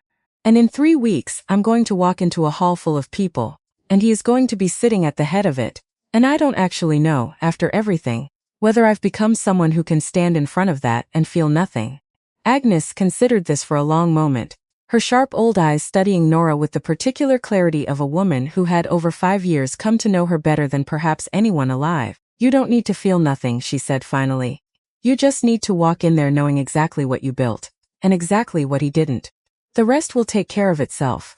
In Ravenswood Palace 300 miles east, the report crossed Cassian Vale's desk on an unremarkable afternoon in early spring, buried among a stack of routine summit preparations his ministers had assembled for his review. He noticed the pattern before he consciously registered why it troubled him. A phrase repeated among 3 separate ministry reports in the space of a single stack of papers. Efficient transportation systems. Thriving independent commerce. Reduced regional shipping costs, attributed, in each instance, to the same source. Ren Commerce Alliance. He read the third report more carefully than he had read the first 2. Founded 5 years ago in the town of Millbrook by an independent commercial organizer, whose network now connected 14 towns across the Western Territories. Apprenticeship programs credited with reducing regional unemployment by a measurable margin. Cassian set the report down and sat for a long moment, some old and half-forgotten instinct stirring at the back of his mind. 5 years Millbrook. He told himself it was coincidence for exactly 1 more week.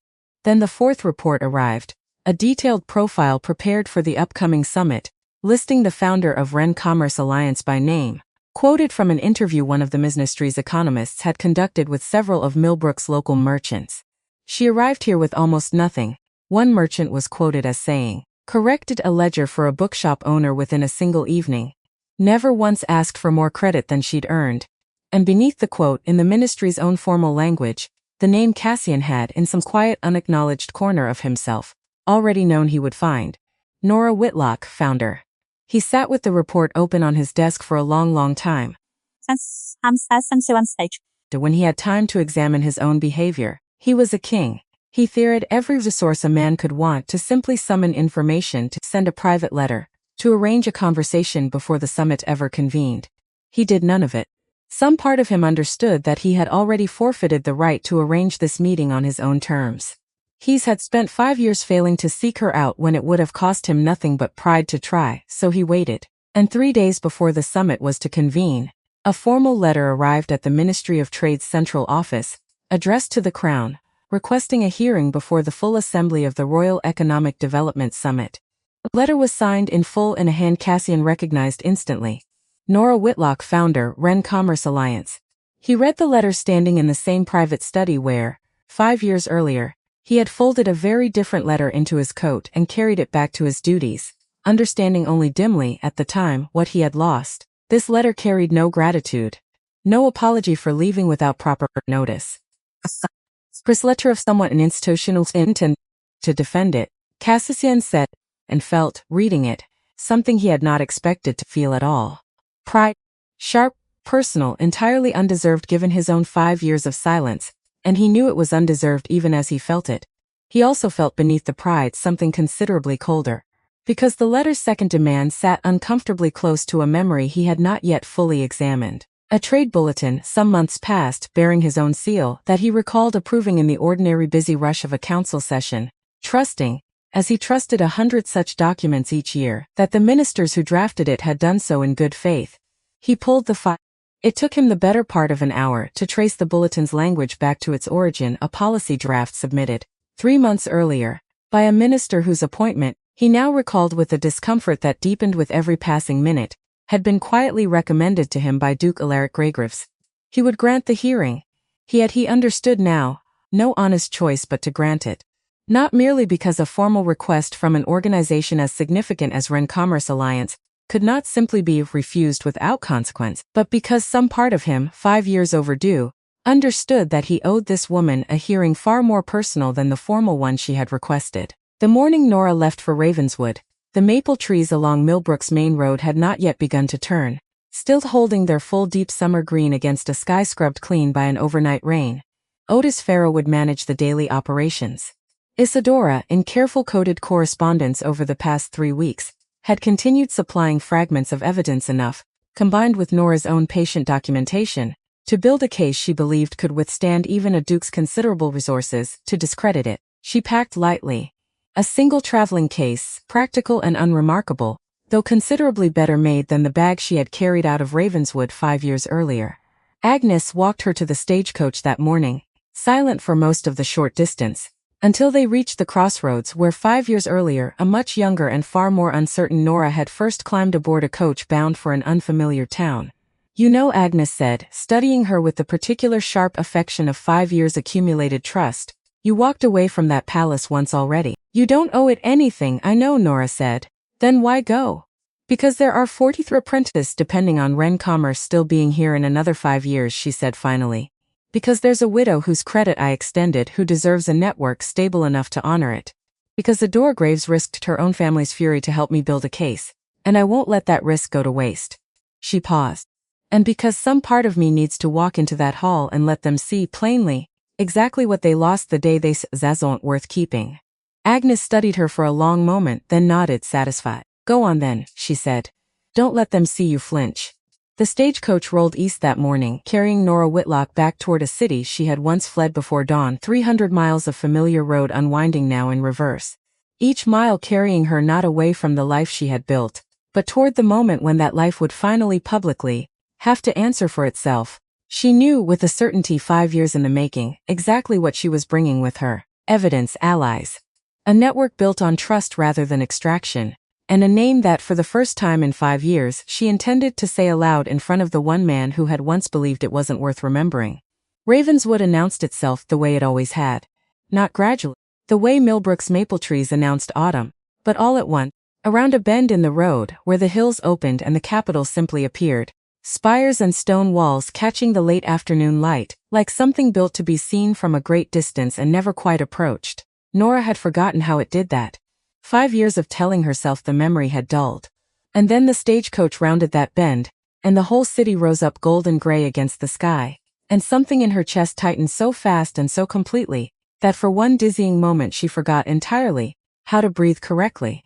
The towers she had watched shrink to the size of 2 fingers held at arm's length, on a road exactly like this one, 5 years ago, in the opposite direction.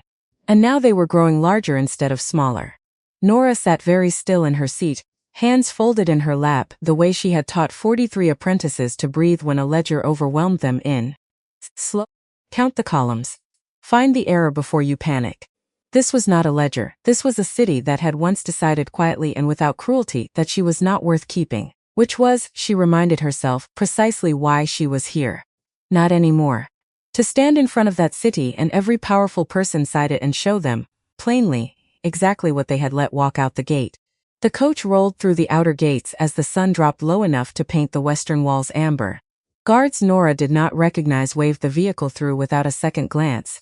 She had arranged rooms at a respectable inn near the summit hall, not the palace itself. She had been offered palace lodging in the formal invitation that followed her request for a hearing, and had declined it within the hour. Some things a person did not need explained to them twice. She would not sleep under that roof again. The inn was clean, modest, entirely unremarkable, and Nora found she was grateful for its unremarkableness. The moment she stepped into her room and set down her single traveling case, no memories here. Just 4 plain walls and a window looking out over an unfamiliar street. A knock came at the door before she had finished unpacking. She opened it to find Isadora Graves standing in the corridor, traveling cloak still damp from the evening air, her expression caught somewhere between relief and urgency. "You made good time," Isadora said. "Good road." Nora stepped back to let her in. "You look like you've been running. My father knows you're in the city. He knew before your coach reached the gates." Something cold settled in Nora's stomach. How Garrick Voss has eyes at every coaching worth watching.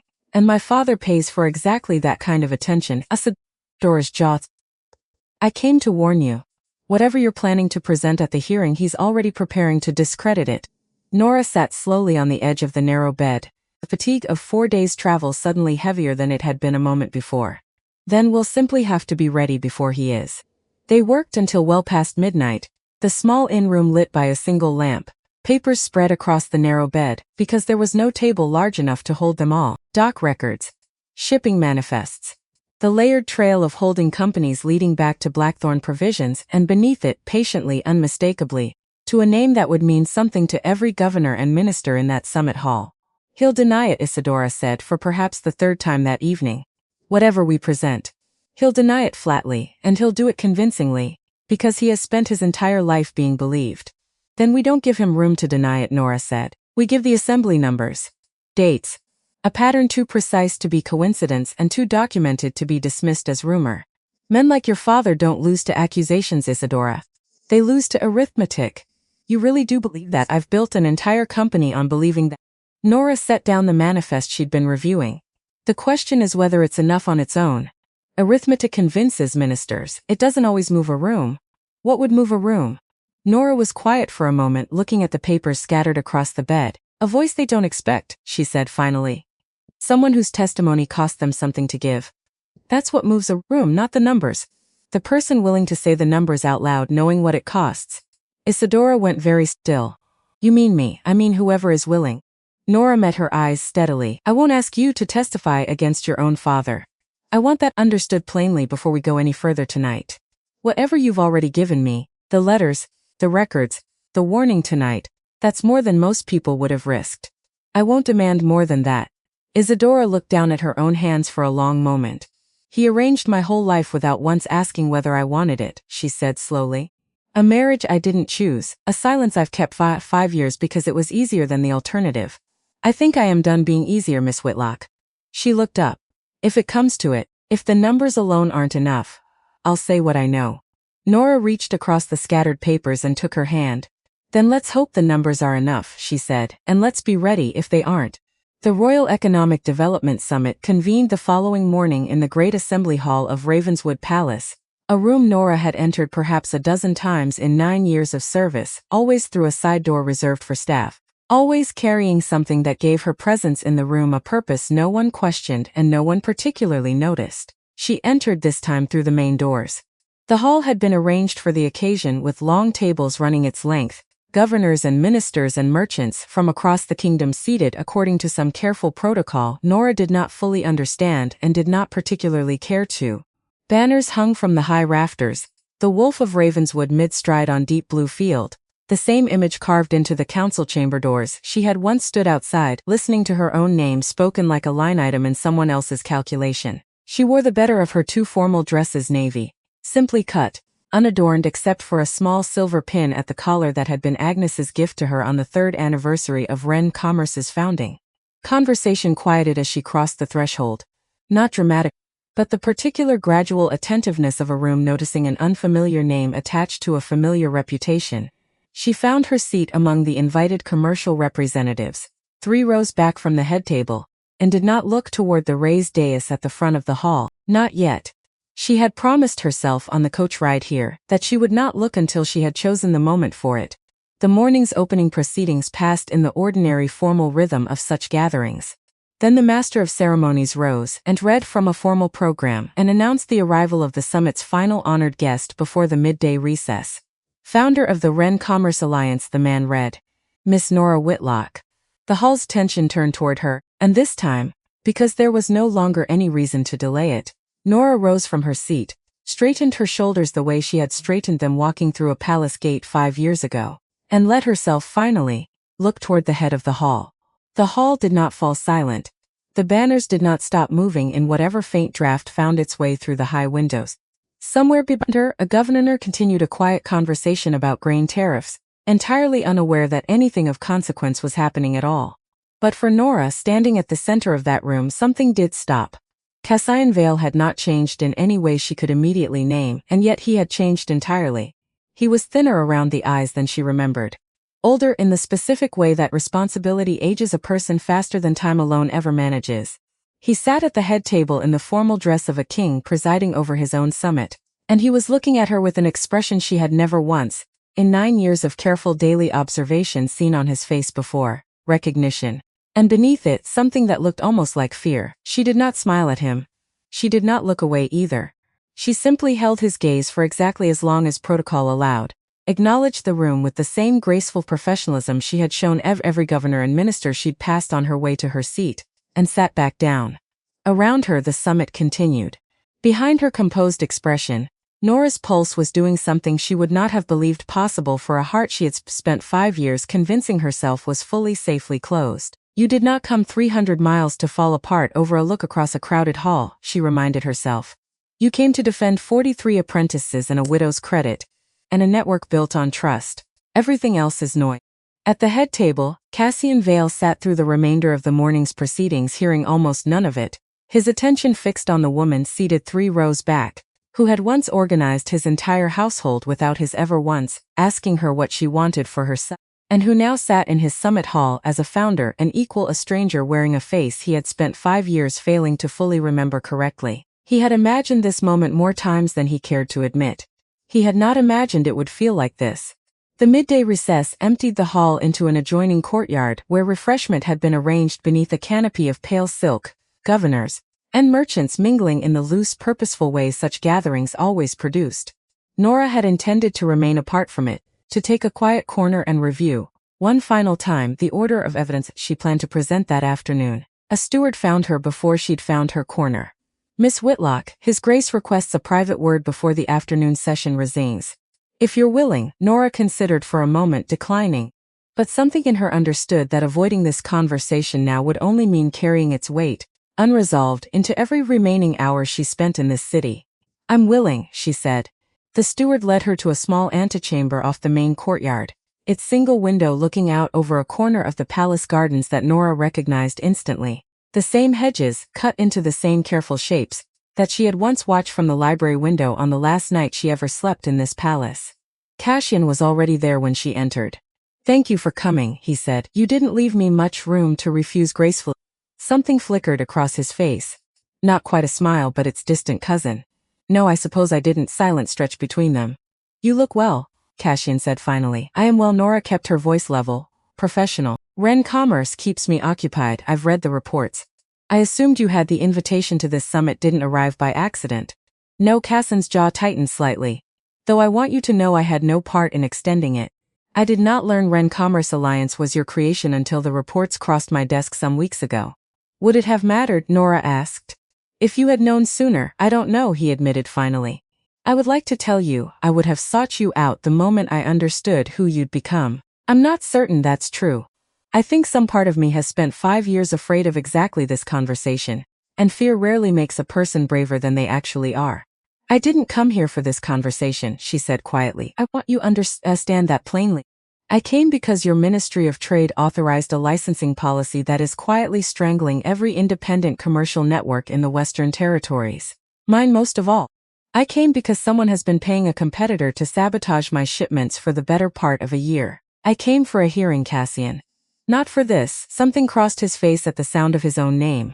Then let's discuss the hearing, he said, his tone shifting. Steady. Tell me what you intend to present. And tell me plainly who you believe is responsible. Duke Alaric Gravesnosta said. And I intend to prove it in front of your entire assembly this afternoon. Cassian did not flinch at the name, though something behind his eyes went carefully, deliberately still. You're certain. As certain as documentation 3 layers deep through a holding company can make anyone. Nora kept her voice level. Factual. Blackthorn provisions. Registered under a name that means nothing on its own, until you trace the filing back through 2 more companies, to a family estate that means a great deal. And the licensing bulletin? Drafted by a minister I understand was recommended for his position by Duke Graves himself. She watched that land too. I don't say that to accuse you of anything, Cassian. I believe someone close to you used your seal to make it law without your ever fully understanding what you were signing. That's meant to comfort me. It isn't meant to comfort anyone. It's meant to be true. Cassian was quiet for a long moment, looking out at the garden hedges through the small window. He wanted Isadora's marriage arranged, he said slowly. 5 years ago. I never gave that arrangement any real encouragement. I refused it in every meaningful sense. Long before the council session where you... He stopped.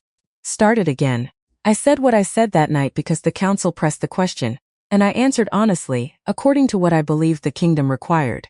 I did not know you were listening. I have spent 5 years wishing, more than almost anything else, that I had known. Would it have changed what you said?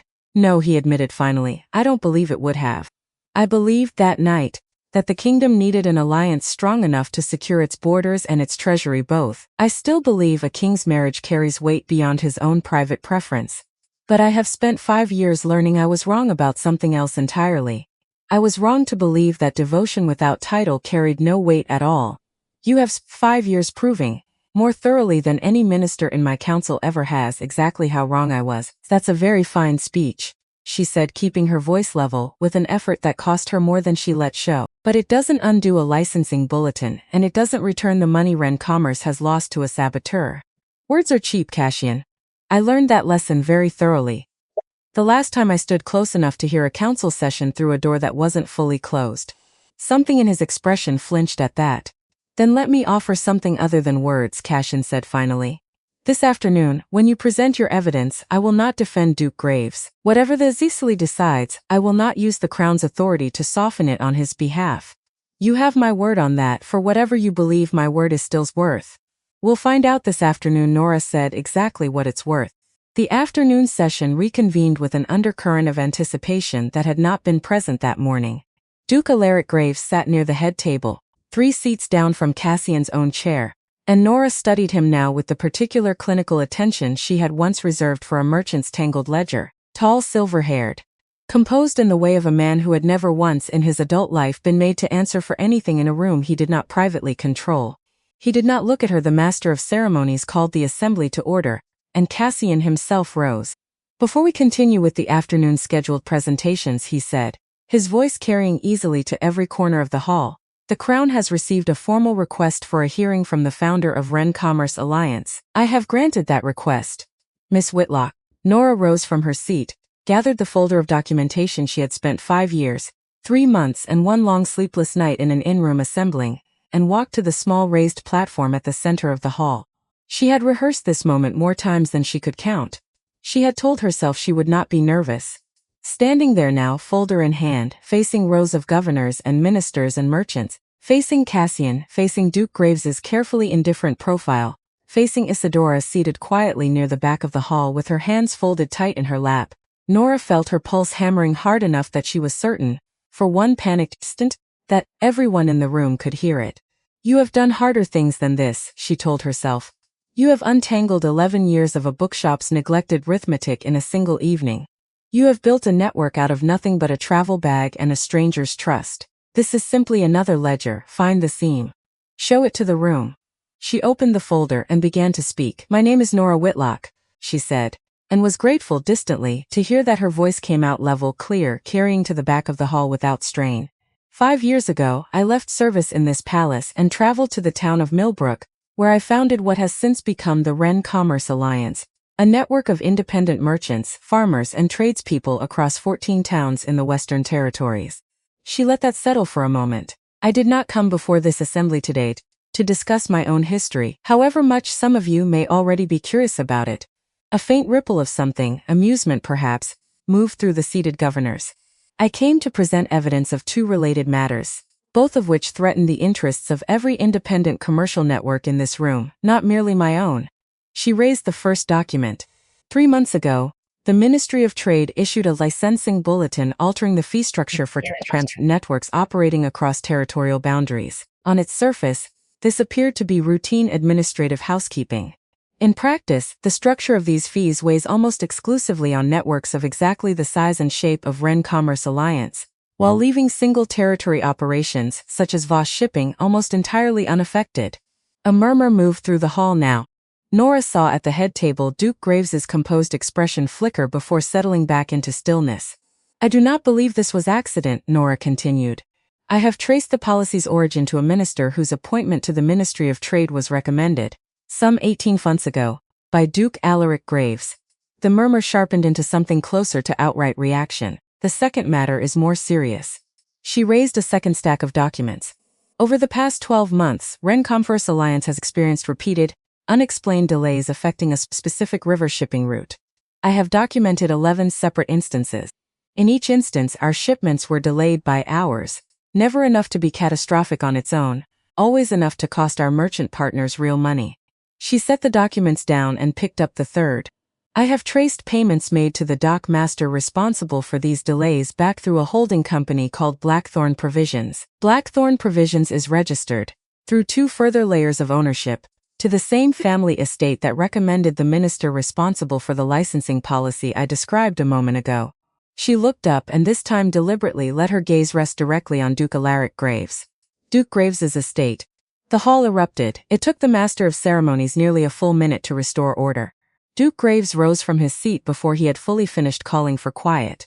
"This is outrageous," he said, and his voice carried the particular practiced indignation of a man who had spent a lifetime being believed on the strength of his own composure alone. "A holding company. A minister's.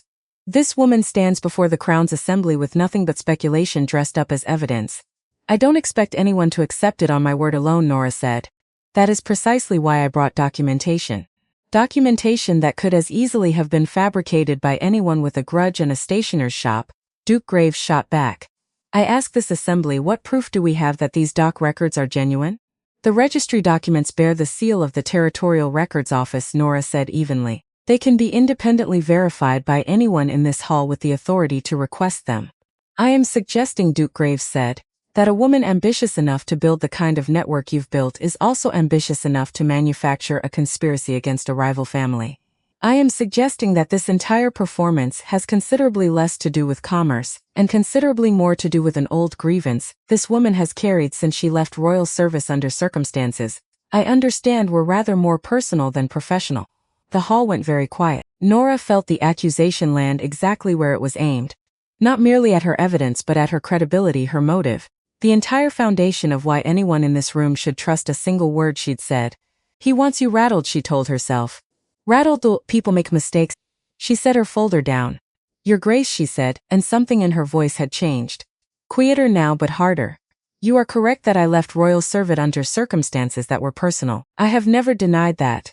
But I would ask this assembly to consider a question rather more relevant than my personal history."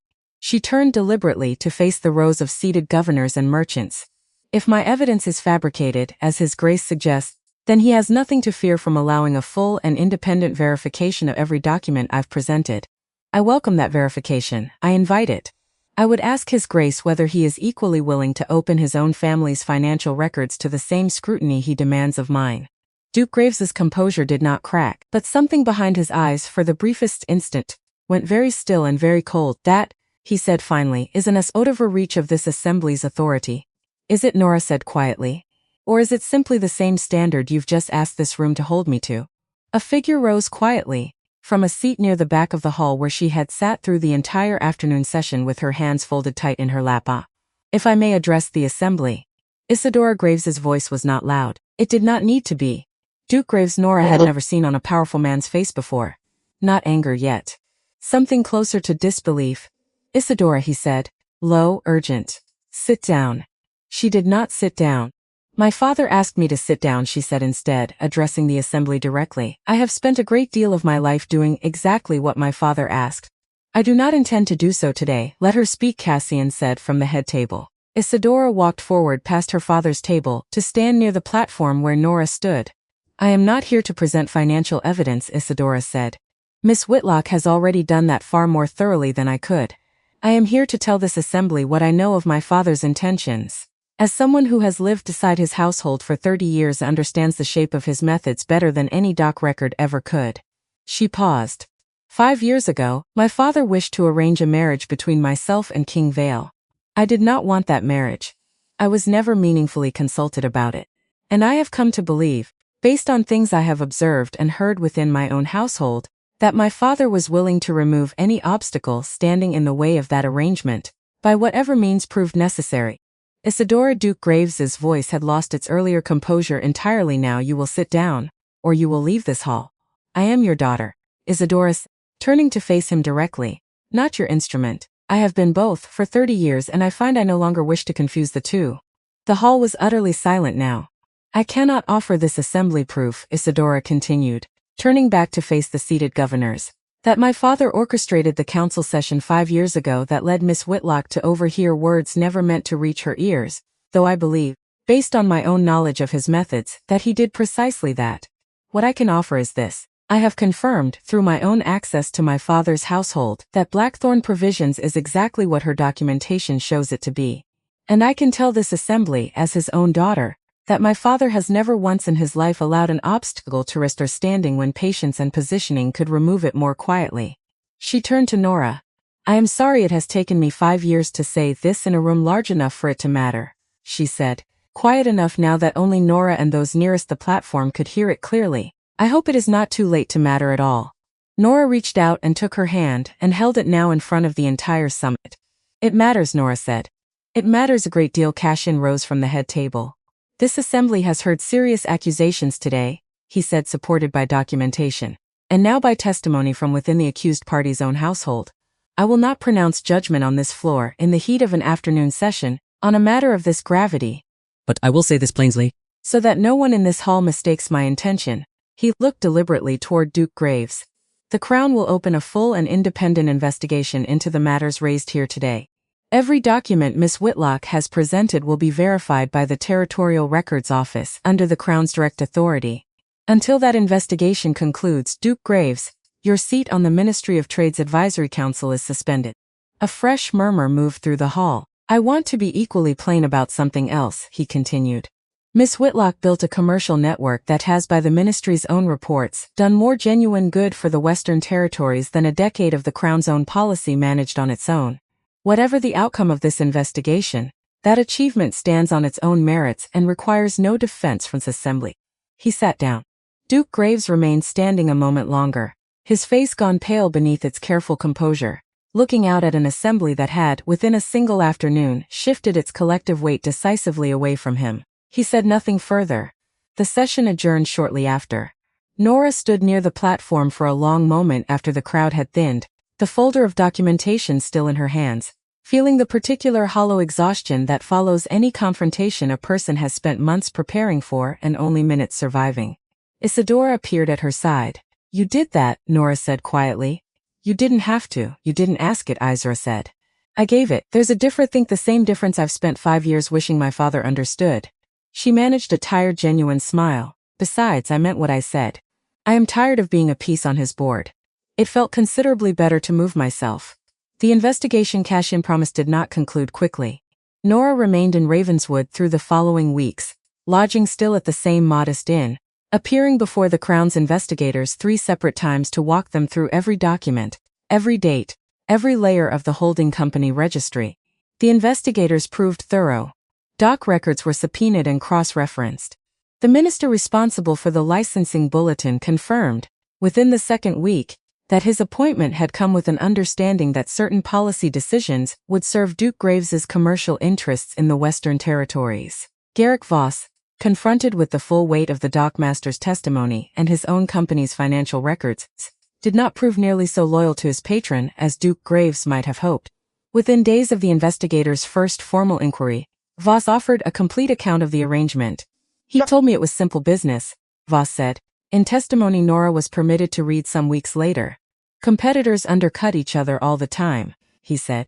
This was no different, only quieter. I understand now that was a mistake. The full investigation concluded in the 4th week, its findings delivered to a specially convened session of the Crown's Council, and then to a final judgment, rendered before the same assembly that had first heard Nora's accusation. Duke Alaric Graves was stripped of his seat on the Ministry of Trade's Advisory Council permanently.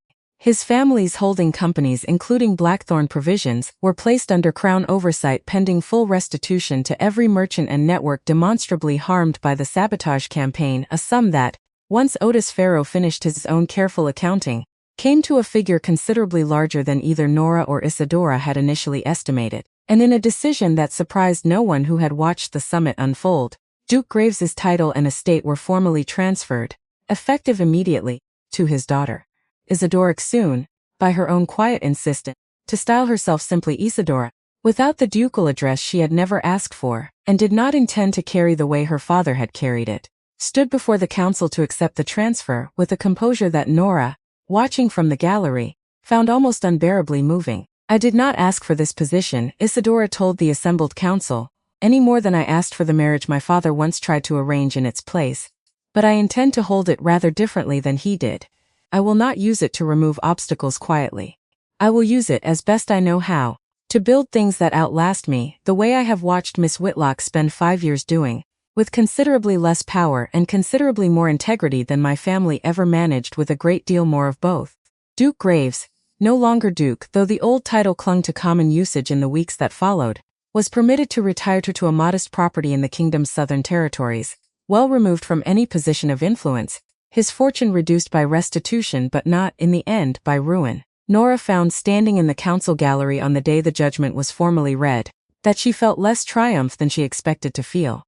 Mostly she felt tired. And beneath the tiredness, something quieter and more durable, the particular settled satisfaction of a person who has finally finished a task that took considerably longer and cost considerably more than she had ever intended it to. The 4 weeks of investigation had not in truth been spent entirely in courtrooms and council chambers. Most of them had been spent in the ordinary, unglamorous rhythm of waiting. The particular exhausting patience required of a woman who had done everything she could do and now had to trust a slow, careful process to finish what she had started. Nora filled the waiting with work, because work was the only language she had ever fully trusted. Each morning she rose early in her small inn room, out of habit rather than necessity, and reviewed the correspondence that arrived daily from Millbrook, 300 miles behind her but never, in any meaningful sense, far from her attention. Otis Fairsel's letters were brief and steady, the reports of a man who understood that his job in her absence was simply to keep the machinery running smoothly enough, that she would have nothing waiting to overwhelm her when she finally returned. Iskis Kern's route expansion into the northern hill towns is ahead of schedule, one letter read. He asked me to tell you the delivery times held even through the first frost. I believe he wanted you to know that specifically, though he wouldn't say so outright. Nora read that particular line 3 times, sitting at the small writing desk in her borrowed room, and felt something loosen in her chest that had been tight since the moment Duke Graves had stood in that summit hall, and called her evidence a performance. It was a small thing. A boy's quiet pride relayed secondhand through a shipping manager who understood exactly what such small things were worth. But it reminded her plainly of what all of this had actually been for. Not vindication. Not even justice, exactly, though justice mattered and she did not intend to pretend otherwise. It had been for a boy from a failing tenant farm learning that his attention to a column of numbers could matter to someone and being right about it. The widow at the outlying farm, whose credit Nora had extended against a season's crop, wrote her own brief letter that same week, her handwriting careful and unpracticed, clearly the work of someone who did not write often but had wanted this once, to write to Nora directly rather than through Otis. I heard what you did in that hall, the letter read. My neighbor's cousin works in the capital and wrote home about it. I don't know how to thank you properly, so I will simply tell you this. My children ate through the whole winter because you were willing to trust a stranger's harvest before it existed. Whatever it cost you to stand in that room, I hope you know it was worth something real to people you have never met. Nora kept that letter too, folded into the same notebook, where she had once recorded a suspicious shipping entry a lifetime ago. She was beginning to understand, in the quiet, exhausted hours of that long Ravenswood month, that this was the actual shape of everything she had built. Not the network itself, not the buildings or the routes or the careful columns of figures that made the ministry's economists praise her work in their formal reports. The shape of it was simply this: a boy proud of holding a delivery schedule through a frost. A widow whose children had eaten through a hard winter because someone had been willing to extend trust before it was earned. She thought, more than once during those long waiting weeks, of the particular ache of being 300 miles from the people whose lives her work actually touched, defending that work instead in rooms full of governors who mostly cared about figures on a page. But Isadora, she came to understand without ever quite saying it aloud, already knew that ache intimately.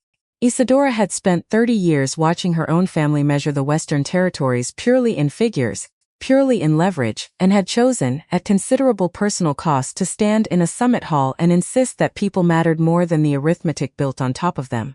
They met for tea most afternoons that month, in a quiet corner of the inn's common room.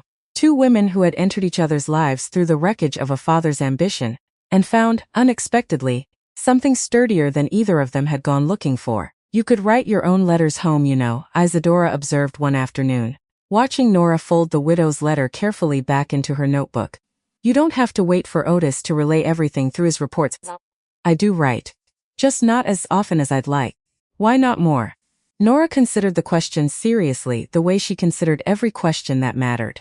Because if I write too often I start to feel how far away I am, she admitted. It's easier to hold this month together if I don't let myself feel the distance too clearly. There will be time to feel it properly once I'm home. Isadora studied her for a long moment, something quiet and understanding in her expression. That, she said, sounds like a very practiced kind of discipline. It is, Nora said. I've had a great deal of practice. The investigation ground forward through those weeks with the particular unglamorous patience of any process large enough to matter. Investigators cross-referencing dock records against harbor logs. Ministry clerks verifying registry filings against decades-old land deeds. None of it made for the kind of dramatic reckoning a person might have hoped for watching from outside. Most of it was simply paperwork, careful and thorough and slow. The ordinary machinery of a kingdom finally belatedly doing its job properly. Nora found to her own quiet surprise that she did not mind the slowness. She had built an entire company on the conviction that lasting things were built through patience rather than through speed. And she was not about to abandon that conviction now, simply because the patience in question belonged to a process considerably larger than her own. She did not intend to remain in Ravenswood a single day longer than the investigation required. That intention held for exactly 6 days after the final judgment, during which Nora finalized the restitution arrangements for Wren Commerce's affected partners, met twice more with Isadora to discuss the reformed licensing policy the ministry now owed the Western Territories, and began quietly making arrangements for the coach that would carry her the 300 miles back to Millbrook. It was Cassian himself who asked her to stay 1 week longer. He found her in the small garden courtyard adjoining the Summit Hall, on the evening before her planned departure, standing near a bed of late-blooming roses that reminded her, faintly and unexpectedly, of the palace gardens she had once watched from a library window on the last night she'd ever meant to see them. I heard you're leaving tomorrow, he said. The investigation's concluded. There's nothing left here that requires my presence. Nora kept her eyes on the roses. Millbrook has been patient with me for a month. I understand. Cassian was quiet for a moment. I wanted to thank you. Not in front of an assembly. Simply thank you. For what you did in that hall. For what it cost you to do it. You already thanked me. In front of the assembly. That wasn't the thanks I meant. He hesitated. I have spent 5 years reading reports about a network I did not know was yours. Admiring work I did not know belonged to a woman I had failed so completely to ever properly see. I stood in that hall and watched you dismantle a man far more powerful than either of us with nothing but patience and documentation. And the plain, unglamorous truth. I don't know how to someone properly for teaching a king. 5 years too late, exactly what he lost. You don't owe me a speech, Cassian. I'm not offering one. I'm offering an honest account of where I stand. I do not expect you to feel anything for me beyond what a founder feels for a king whose kingdom she has just helped, however unwillingly on his part, to govern more honestly than it has been governed in years. But I would like, if you'll permit it, to continue knowing you. As whoever you've actually become in 5 years I had no part in. Nora was quiet for a long moment. I don't know what I'd feel, permitting that, she said finally honestly. I've spent 5 years building a life that has nothing to do with you at all. I'm not certain I want to find out how that changes, standing in a garden the night before I go home. That's fair, he said, and something in his voice told her he had expected exactly this answer. I won't ask you to decide tonight. I would simply ask if the reformed licensing policy needs a founder's perspective as it's implemented across the territories, which I believe it will, that you not refuse the Crown's correspondence purely because as it carries my seal. Nora almost smiled at that despite herself. That, she said, I think I can permit. She left Ravenswood the following morning as planned, the coach rolling west through the same gates she had once passed through before dawn, 5 years and a lifetime of building ago. This time she allowed herself to look back once, briefly at the towers catching the early light, before turning her attention forward toward the long road home. Millbrook received her the way it always had, unhurried and entirely unimpressed by the fact that its most citizen had just spent a month dismantling one of the kingdom's most powerful families in front of a royal assembly. Otis Farrow met her coach with a stack of correspondence and a dry, understated welcome that made Nora, for the first time in weeks, laugh out loud. Tobias Kern was waiting on the office steps when she climbed the narrow stairs that afternoon, 17 years old and trying, without much success, to look as though he had not simply been standing there for an hour watching the road for her coach. "You didn't have to wait," Nora said, setting down her traveling case. "I wanted to." He shifted his weight, suddenly younger looking than his careful competence usually let on. "Otis, read us your letters. The ones about the hearing." He read the part about the arithmetic beating the accusations out loud, twice, because half the apprentices didn't believe a duke could really be brought down by a shipping ledger. "It wasn't only the ledger, I know. But it started with one. That's the part I keep thinking about." He looked at her steadily, the particular unguarded directness of a young man who had not yet learned to soften his own conviction for the comfort of an audience.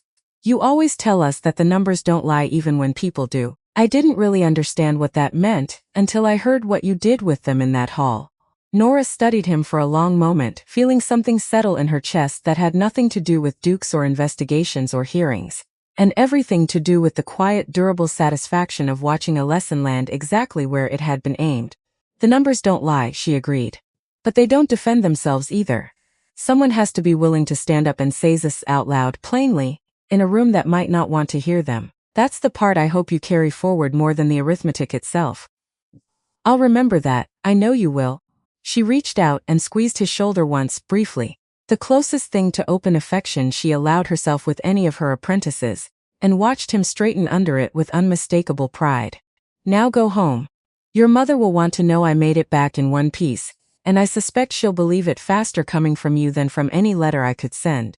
He left grinning, and Nora stood alone on the office steps a moment longer, watching him cross the square toward the road that led, eventually, to the tenant farm where his mother had once written a desperate letter, asking whether a stranger might have any use for a boy with nothing but quick sums and quicker instincts. She thought, watching him go, that this was the truest measure of everything the past month in Ravenswood had actually accomplished. Not a duke's downfall, however satisfying that particular reckoning had been. A boy standing a little straighter, understanding a little more clearly that the work he did mattered to someone who would say so plainly, out loud, in whatever room required it. "Try not to overthrow any more dukes for a while," he said, handing her the correspondence. "The ledgers have missed you considerably more than the kingdom's politics have." Agnes greeted her with a fierce, embrace outside the bookshop that evening, holding on longer than either of them was accustomed to allowing. "You look different," Agnes said, stepping back. "I feel different." "Good different, or the other kind?" "I think," Nora said finally, "I finally feel like the whole of myself. Not the woman who left the palace. Not the woman who built this company to prove something to a man who never asked to be proven anything at all. Just myself. Whatever that turns out to mean, going forward." The weeks that followed settled into a rhythm Nora had almost forgotten she was capable of. The ordinary, unglamorous business of running a network that had, if anything, grown more respected in the wake of the summit's revelations. She did not hear from Cassian for nearly a month. When correspondence finally arrived, it came exactly as he had promised, bearing the crown's seal, addressed formally to Wren Commerce Alliance rather than to Nora Whitlock personally, requesting her perspective on the reformed licensing policy's implementation across 3 territories. She answered it the same way. She answered every piece of correspondence that mattered carefully, thoroughly, without hurry. More letters followed, over the months after, at a pace that felt to Nora neither urgent nor careless. The correspondence of 2 people building something, slowly, deliberately, in full knowledge of exactly how much had already been lost to haste and assumption the first time around. She found, reading his letters, that she looked forward to them more than she was entirely comfortable admitting, even to herself. Autumn arrived in Millbrook the way it always had, the maple trees along the main road turning gold at their edges, and Nora stood at her office window one evening in late October, when Otis knocked at her door with an expression she had learned, over 5 years, to read as significant news held carefully in reserve. "Writer from the capital," he said. "Not the usual courier. Palace livery." The letter when it arrived was shorter than Cassian had sent her before and considerably less. "No crown's seal this time, Nora," it read in his own hand. "I find myself with business in the Western Territories next month, reviewing the licensing reforms in person rather than through correspondence alone. My itinerary will bring me through Millbrook. I would like, if you're willing, to see the company you've built, not as a king inspecting a territory. Simply as myself, seeing at last exactly what made of the life you chose after mine failed to choose you properly. See." Nora read the letter 3 times, standing at her window with the last of the evening light fading over the square, and felt something in her chest settle into a decision she realized. she had been quietly building toward for months without ever fully admitting it. She wrote back that same evening 4 lines no more. Cassian, Millbrook will be glad to receive you. I find I am as well. Come see what devotion without a title built. I think you'll find it holds up rather well against comparison. N. He arrived on a gray morning in early November, not with the formal procession Nora had half expected of a king's official visit but with a small unremarkable retinue. 2 guards, a secretary and Cassian himself, dressed in traveling clothes plain enough that half of Millbrook's Main Street did not immediately recognize the man dismounting outside Colton's bookshop as their own kingdom's monarch. Nora met him at the door of the Wren Commerce office. You're great, she said, deliberate. Something flickered across Cassian's face. Is that how we're beginning this? I thought I'd let you choose how we continue it, Nora said, and aloud finally, a small genuine smile to cross her face. Welcome to Millbrook, Cassian. He looked around the square as she led him up the narrow stairs to her office. The brick storefronts. The second dry goods store. The cooperage that had grown from a single craftsman to 3 apprentices. It's remarkable, he said, and there was no performance in the words. I read the reports. I don't think any of them fully captured this. Reports rarely do. Nora settled behind her work table, gestured for him to take the chair across from it. Numbers tell you what happened. They don't tell you what it cost or what it meant to the people who built it. Cassian sat and for a long moment simply looked at her. I brought something, he said finally, reaching into his coat. He withdrew a folded letter, its edges soft with handling, and set it on the work table between them.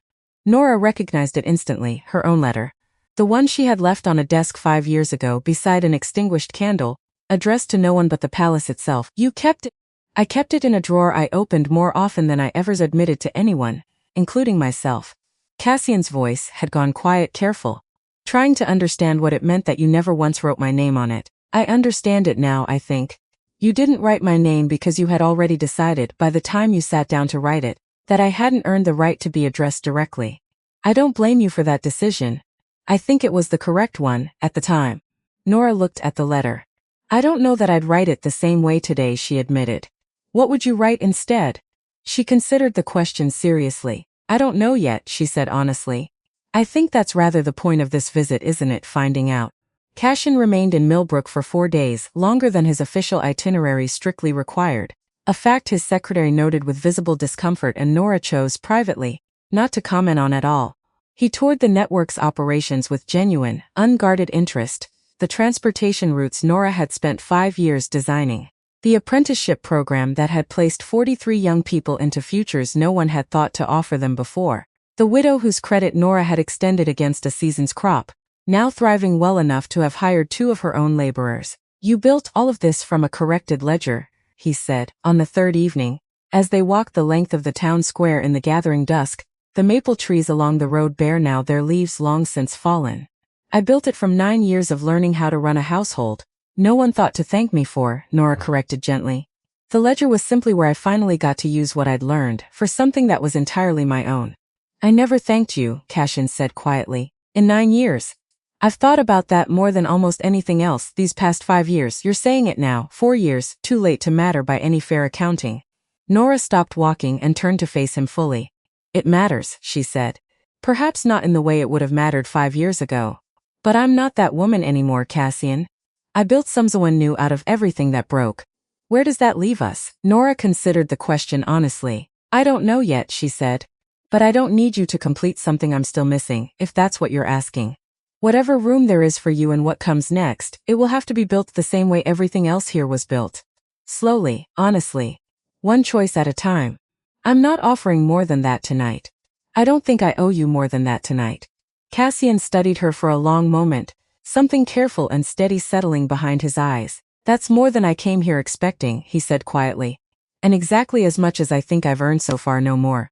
He returned to Ravenswood at the end of that week, and the correspondence that followed changed its rhythm gradually over the months that came after, still careful, still deliberate, but carrying now something warmer beneath the formal language. Something neither of them rushed to name outright. Cassian's reforms continued in earnest through that winter and into the following spring. The licensing policy was rewritten entirely, this time with Isadora's office and Wren Commerce both consulted directly. A formal apprenticeship initiative, modeled explicitly on the program Nora had built in Millbrook, was extended across 3 additional territories, with funding drawn, in no small part, from the restitution house Graves had been ordered to pay. Isadora herself governing what remained of her family's estate with a transparency her father had never once practiced became, within a year, one of the Crown's most trusted advisors on matters of commercial fairness. Nora remained in Millbrook, Wren Commerce Alliance, continuing to grow beneath her steady patient stewardship, Fort's apprentices becoming, within another 2 years, closer to 80, the network's reach extending now across nearly the entire western half of the kingdom. She did not move to Ravenswood. Cassian did not ask her to. That Nora came to understand over the many months and careful visits that followed, was precisely the point. The thing neither of them had understood correctly the first time, 9 years and one overheard conversation ago, that love, if it was to mean anything worth keeping, could not ask a person to surrender the very independence that had allowed them to become someone worth loving in the first place. Cassian visited Millbrook twice more that year, and each time the town noticed him a little less, because a king in plain traveling clothes, walking a market square beside a woman everyone already knew and trusted, was simply not a very interesting thing to stare at, once the novelty had worn off. That, too, Nora found she treasured. A version of him that Millbrook had learned to take for granted, the way it had once learned to take her for granted, in the best sense of the word. 2 years after the summit that had brought them back into each other's lives, Ravenswood Kingdom held its annual partnership ceremony in the palace's restored assembly hall, a gathering, by now a fixed tradition, celebrating another year of cooperation between the Crown and the independent networks that had, in the years since Duke Gris's fall, quietly reshaped the kingdom's economy from its edges inward. Nora attended as she always did now, not as a guest summoned by royal invitation, but as a founder whose network's success had become, in its own right, a fixture of the kingdom's public life. Cassian rose near the ceremony's end and asked permission to address the assembly one final time. The hall fell silent. He spoke, that evening, of leadership. Of how he had once believed greatness belonged only to those born to power, to titles, to noble blood carefully arranged into alliances a kingdom required. And of how he had learned slowly, at considerable personal cost, that wisdom and courage and quiet excellence so often appeared first in exactly the people a kingdom failed at first to properly see. Many in that hall applauded warmly, understanding the words as simple wisdom, well earned and well spoken. Nora, standing near the back of the assembly, understood every sentence as something else entirely. When the ceremony concluded and the hall emptied gradually into the palace gardens beneath a clear evening sky, Cassian found her exactly where she had known. Somehow, he would find her near the same bed of roses where he had once asked 2 years earlier for permission simply to continue knowing her. "You've become rather good at those speeches," Nora said. "I had a considerable teacher in the value of honest accounting," Cassian said, and something in his voice carried more weight than the light words suggested. "Nora, I want to ask you something, not as a king. Not because tradition demands it, or because this kingdom expects it of me. Simply because I have spent 2 years watching you build a life that needs nothing from me at all, and I find, watching it, that I want very badly to be part of it anyway. Not because you require completing. Because I have come to admire more than I know how to properly say the woman you've always been." Nora looked at him for a long moment, the palace gardens quiet and gold-lit around them, 2 years and a great deal of careful, deliberate rebuilding standing between this moment and the last time she had stood anywhere near this palace believing herself unseen. "Whatever I answer," Cassian said quietly, "I want you to know it will be accepted with complete respect. Your freedom has always mattered to me as much as my own hope does. I would rather lose this than ask you to surrender any part of what you built to have it." Nora felt something in her chest, the last careful wall, the one that had stood since a half-open council door 5 years ago, finally fully settle into something new. She reached for his hand. "5 years ago," she said, "I left this palace because I believed I could never plunge alongside you. Today I'm standing here because neither of us stands above the other anymore." She smiled, small and genuine, the smile of a woman who had built her own worth, long before anyone else had learned to recognize it. "We'll keep serving this kingdom together. Each bringing our own strength. Each keeping our own voice and each remembering, I hope, exactly what it cost us to learn how to do that properly." The evening lights caught the gardens around them. No grand celebration overshadowed the quiet moment they shared. No crowd gathered to witness it beyond the roses and the settling dusk. Their story, Nora understood, standing there with her hand in his, had never truly been about a king rescuing an overlooked Omega. It had become, instead, the story of two people who learned, separately, painfully, each in their own time and their own distances, that true strength listens before it commands. That true respect recognizes quiet worth long before it seeks applause. And that true love, worth keeping, is never simply granted by a title or a throne or another person's belated attention. It is built patiently, honestly, one difficult deliberate choice at a time.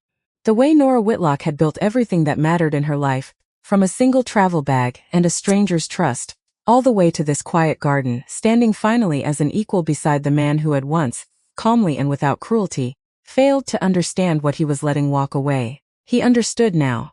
And this time she had made certain he had earned the right to.